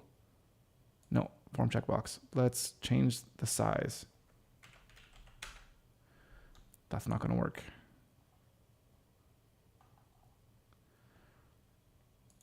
I think we're going to have to go. Oh, it's already pretty small. I think we're just going to have to live with potentially squishing these things. I think we'll just live with it. And this guy, you go down to 1 column.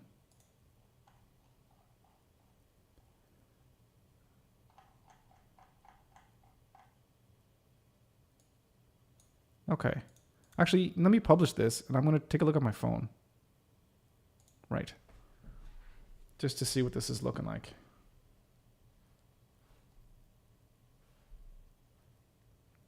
What do we, pixel? I haven't looked at this on my phone. Pixel dash pieces.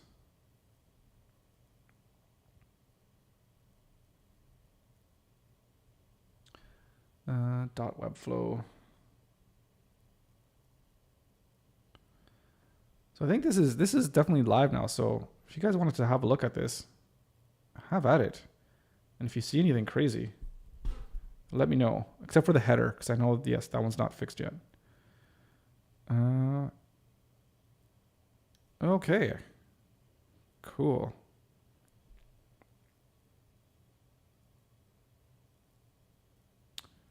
So that doesn't look too bad. Ooh, there's an issue.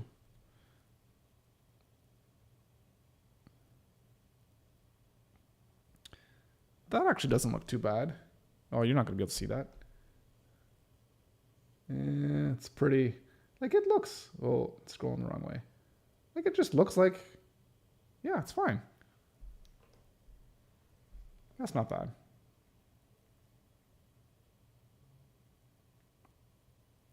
I'll take that. Like, it'll give you an overview. And, you know, if you're looking... Again, if you're just on your phone and you're not logged in and you just want to have a look at the different components, like, this is perfect. I mean, it's not perfect. Because we could have, like, an actual menu button where you can press it and then you could slide in and you could have all the different filters and you could click on them and then it updates the list. And then, you know, we could get really, really super fancy. But I'm not spending a month building that. Well, it wouldn't take a month, but... Okay, good. I'm feeling really good. Although there's an issue I saw here. And what is the issue? Oh, it's out of alignment. Why is this thing out of alignment? Right. This is happening. Why is this happening? I think... So... Oh, right. Everything's centered. So if we left align it, there we go. Yeah, because it's centered within the actual item itself. Yeah, okay, that makes more sense. Perfect. So that'll fix that problem. Actually, there's still another problem. When you're on this side, let's go back to here. I want no gap in between. So then everything will look like it's just one thing. Nice. Okay, that'll fix that problem.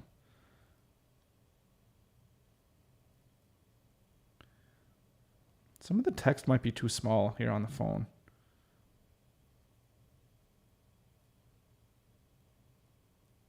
Yeah, it might be too small. It's funny looking at it on the screen, but then you're blowing it up. But then when you see it on an actual phone, yeah, I think I might need to make some of this text bigger. But once we get everything kind of settled in, then I might do some final reviews and what have you. Oh my goodness. Okay. So that was the component page. So hopefully the template page self-corrected because it should be identical to, yeah, filter. So it's going to be sticky. Perfect. And yeah, it's got the numbers. We go to here. Yeah, it's only 2. It's good, still sticky. And then here we are in landscape and then portrait. Ah, beautiful. Beautiful. I love it when you have things done well. It should be done well. That then when you do one page, it like fixes all the pages, which is just perfect. Okay, so the last page is to look at our sign up and sign in pages. So I basically think,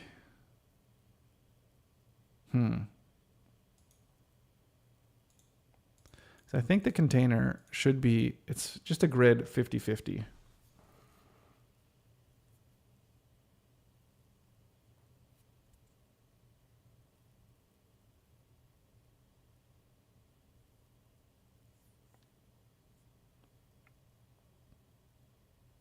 I'm just trying to think of whether we want the images or not. I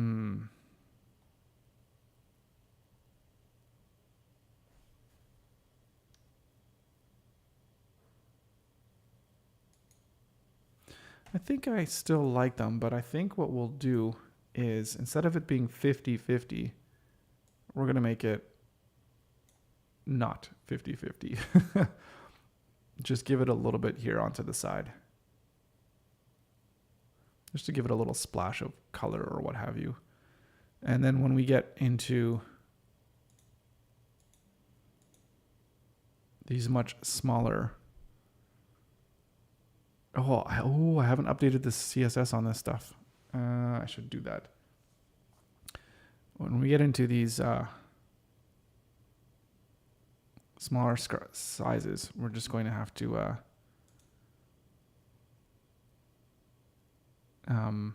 just change the border and the padding on the other side. Okay, so this is portal column and then portal content. That's weird.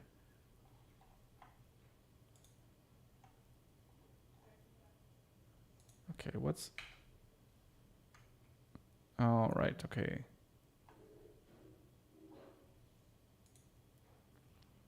So this is where it's getting its padding. So you can go down quite a bit from here. And when we go here, I mean, this isn't going to do too much. Should be pretty much the same. And then when we go here to this size, I think this is when we're going to go to our grid. And we're just going to delete that one. And this one, portal background image. I think we're just going to hide it and just not display it at all.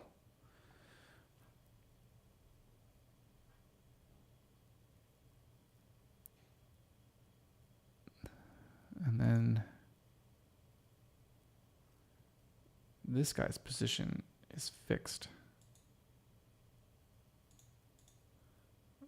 Right, so go down to 2.5.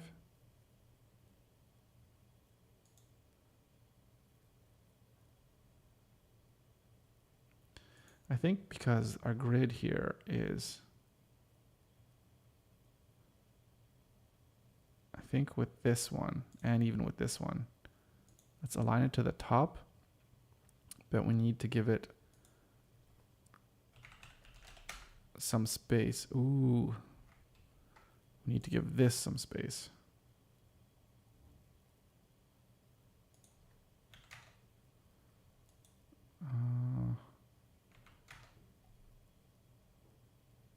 Because of that button. Okay. Ooh, I don't know what this is going to look like on landscape. You know what? I am going to hide this on this side, on the size as well. Yeah, you're done. I'm not going to give it a minimum height. It's just going to be whatever it needs to be. And that's it. And then when we go here, it's going to be the same thing. Yeah.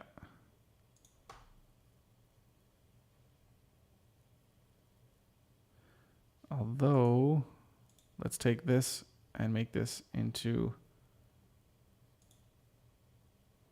one column.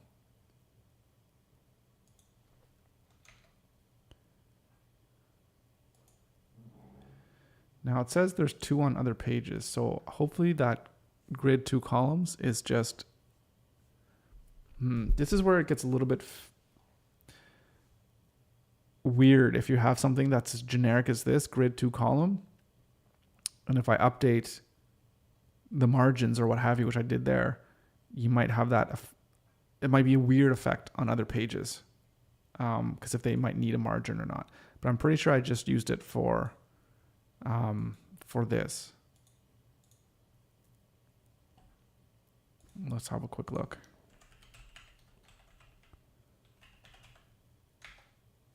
Oh,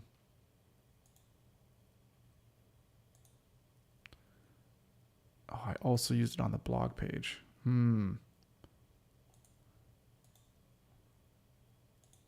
So grid 2 column here.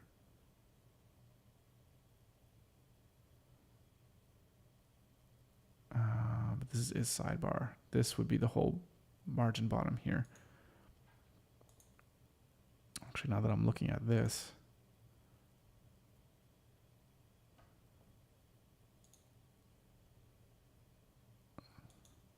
this actually needs some padding here. Why does it? Oh, because that would be this grid 2 column, right? Because it has space here, and now it doesn't, right? So that screws that up. So I think what we'll do instead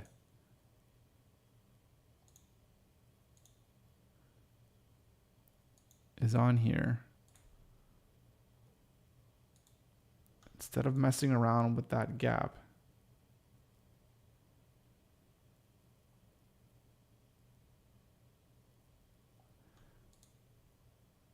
wait, is grid 2 column?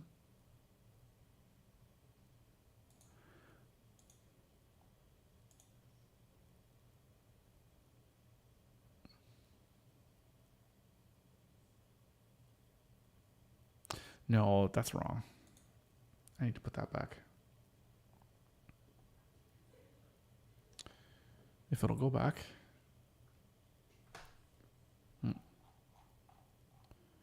Oh, right, because it's grid 2 column sidebar. That's right. That's why it has its own little styling stuff. Okay, so let's go back here. We're going to put that in, but we're going to do grid 2 column is portal, because when I make this, I'm going to make this 0. That's only going to affect the portal. So if I go up to the other pages, login, the login's fine. Forgot password is fine. Reset password, that's fine too. That's the one here. I think that has, oh, this one doesn't have 2 columns. Huh. What's it, success? Oh,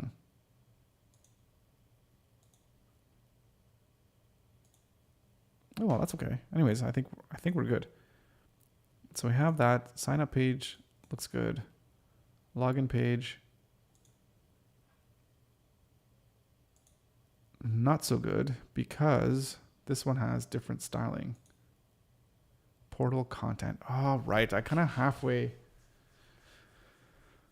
started updating things on here, but then I guess I must have forgotten. So this has different classes. So we have portal content. Let's go back into here.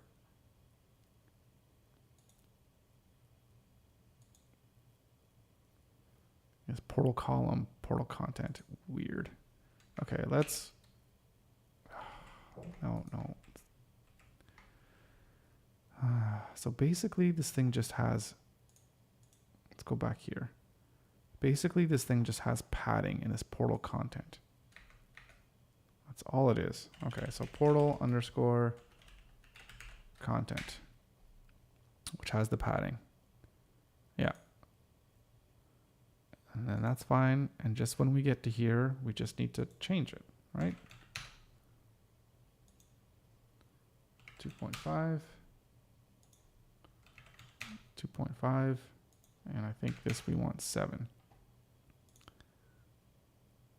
Yeah. So that's all we want. So that's good.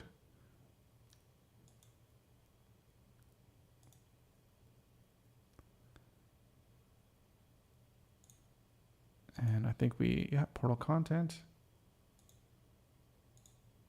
So, oh, this little thing.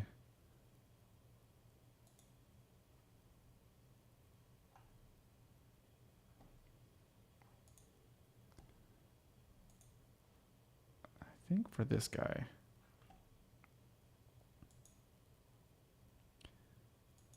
think I'm going to go here, 1.25. And then we're going to go 1.2. And then with this portal welcome text, I'm going to get rid of that, get rid of that. So that way, when I'm on this, I can make it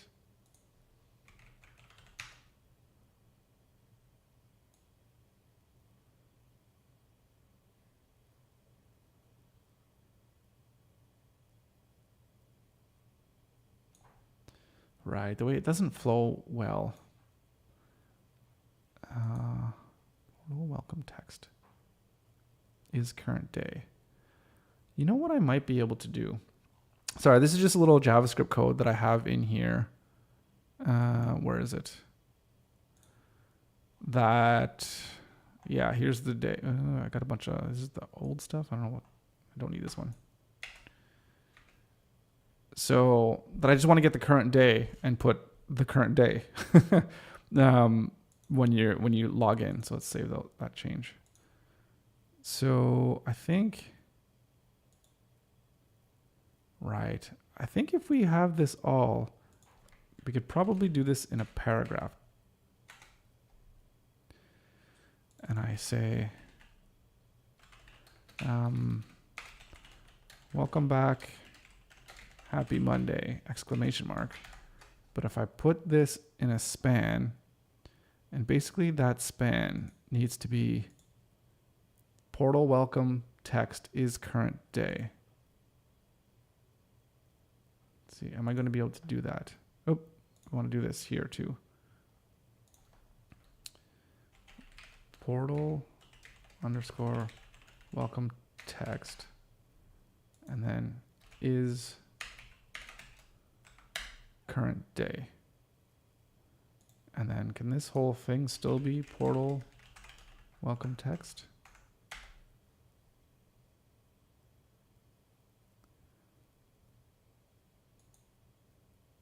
It looks like it can be, although it's smaller. Portal welcome text. Oh, right, because oh, wait. Huh.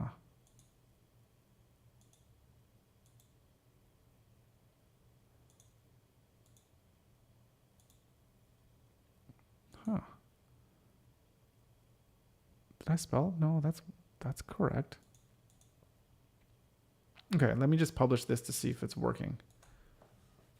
And then we can figure out the look. Oh my goodness, it's already 12 o'clock.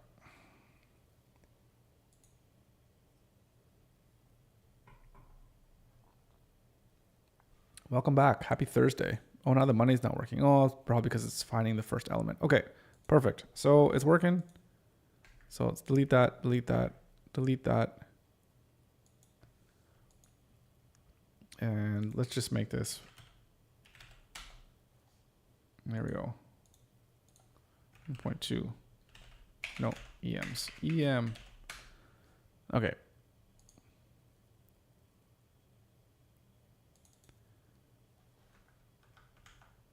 There's extra space there. Okay.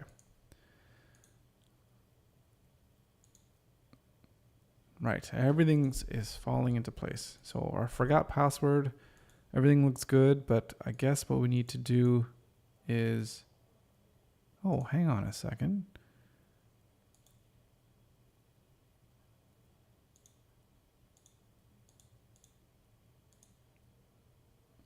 Yeah, I'd done half of these and the other half weren't done. So login page was done, but let's see if I go to forgot password. Yeah, this is not done because this background image is still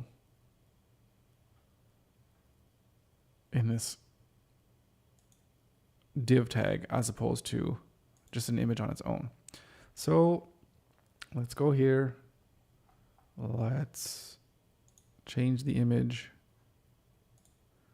It should be this one.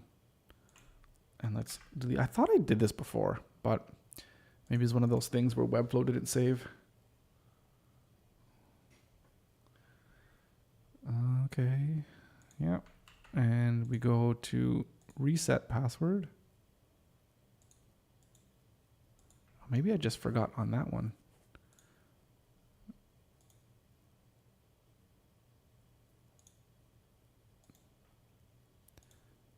This looks like it's the wrong image. Is it the same?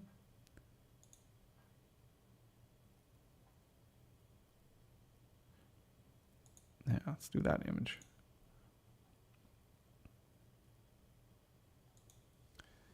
Right, there we go. Now things are looking better. Forgot password. And this success page.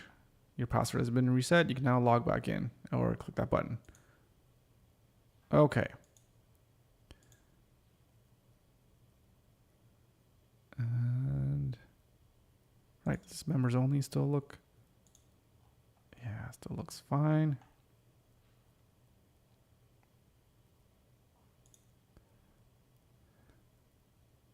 I feel like in this call to action,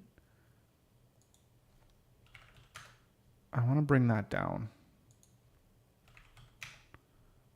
I think that'll balance it a little bit more.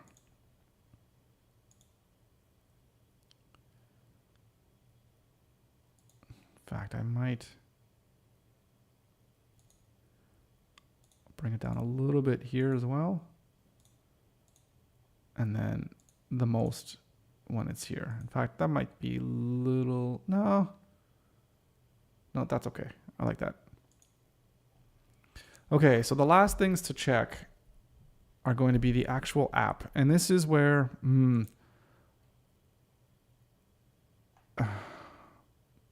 I mean, I think you can have something that displays whether an app is workable or not in different screens, right?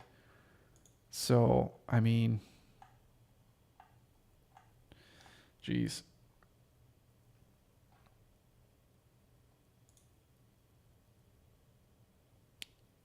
My goodness. What should we do with this when you're logged in?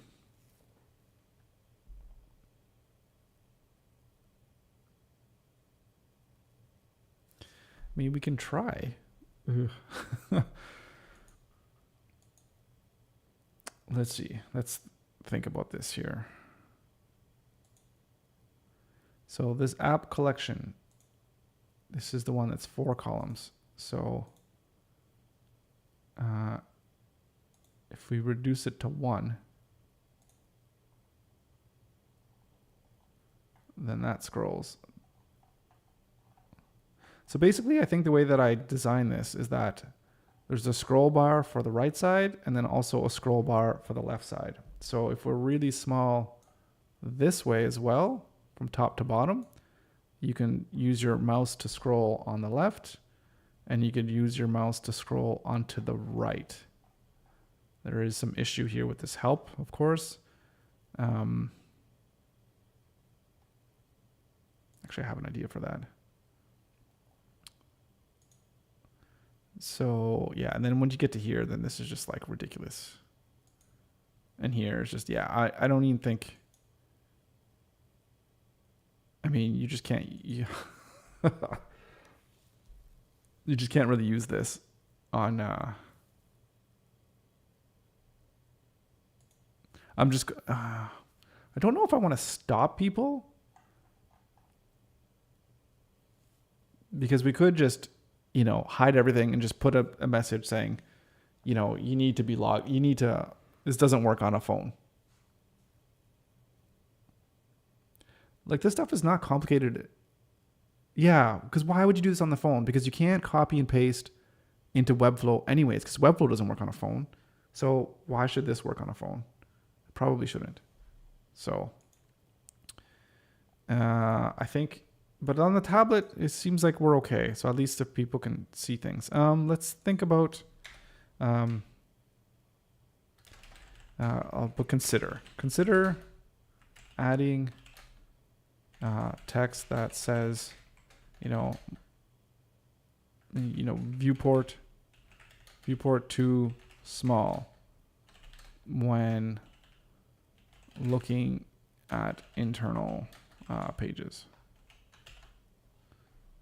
So I'll consider that. And if we do, then we'll get that done as soon as we can.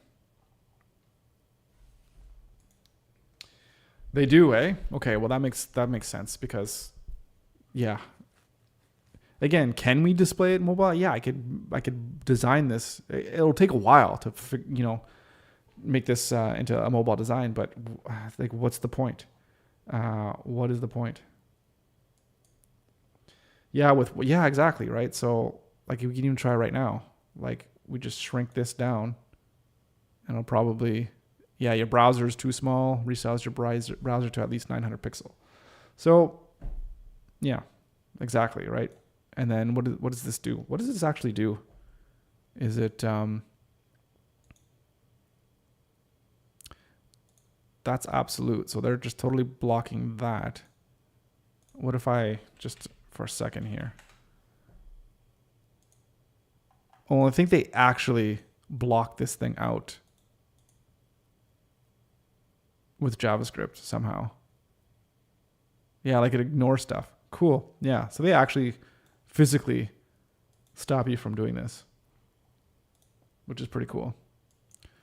But I don't think we need to physically do anything like that, and I don't know how to write that code either to do that. But I guess it wouldn't be too difficult to figure that out, or AKA copy and paste from some code that someone else has done. Okay, so we'll do your browser is too small kind of thing. So that makes sense. But having it here, I think, is okay, right? So here you're at a tablet mode. Like, this is fine because, again, you can scroll and you can see. So if someone's just on their tablet, they just want to look at something. I don't know why, but whatever, they can. So is this the same for the templates? That should the same code, right? Same style. So that's perfect.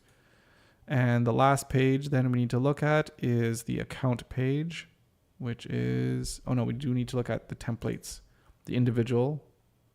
Ooh, yeah, there's no portfolio. So let's go to, I think there's some in blog. Yeah, that's the same. Perfect. Components. Perfect. And what did I say? The members page, right?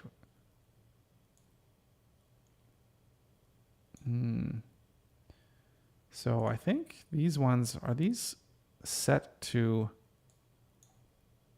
a specific size? Yes, they're set to 20. Okay. Maybe I'll set that to a maximum of 20. So it's not resizing. So, it's one thing that I don't quite get. What is going on here? This is 2020.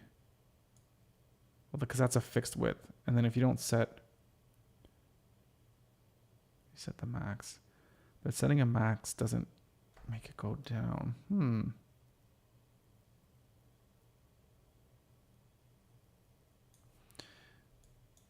Maybe. Number one, maybe that's too big for one thing.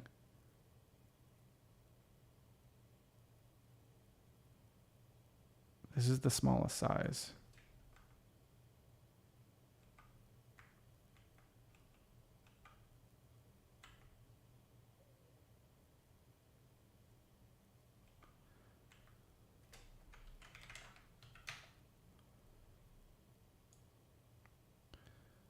There we go. And then when we go here, I think what we'll do is these two columns. We will, I think we'll just put them up, down like this. Yeah. I like that. And then probably with these buttons as well, we'll make them vertical. Align them left, and we're going to want to have a little bit of gap in between the buttons and the text. That's too much. Just one is good. Oops, did that not work? And actually, maybe now we can make these 100%. And which is not working. So let's give it width auto min width 100%. Oh, is it because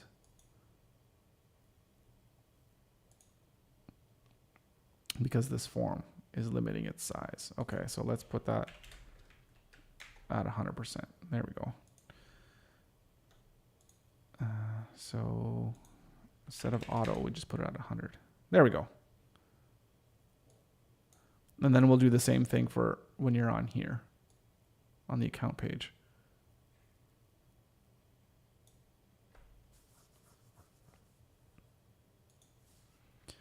Okay, and is that all the pages?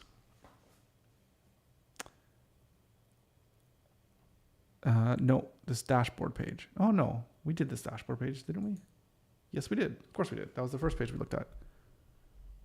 All right, publish. Ooh, one issue. What are these issues? Are they links? Non-descriptive link in the logo. Right, because the logo is just an SVG. Okay. We will fix that at a later date.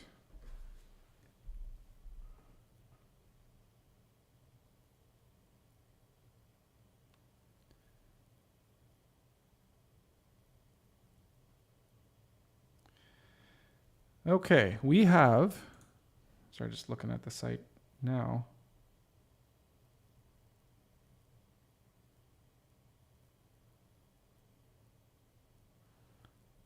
Okay, one thing that I don't like that I'm looking this on the phone, take me home, is where's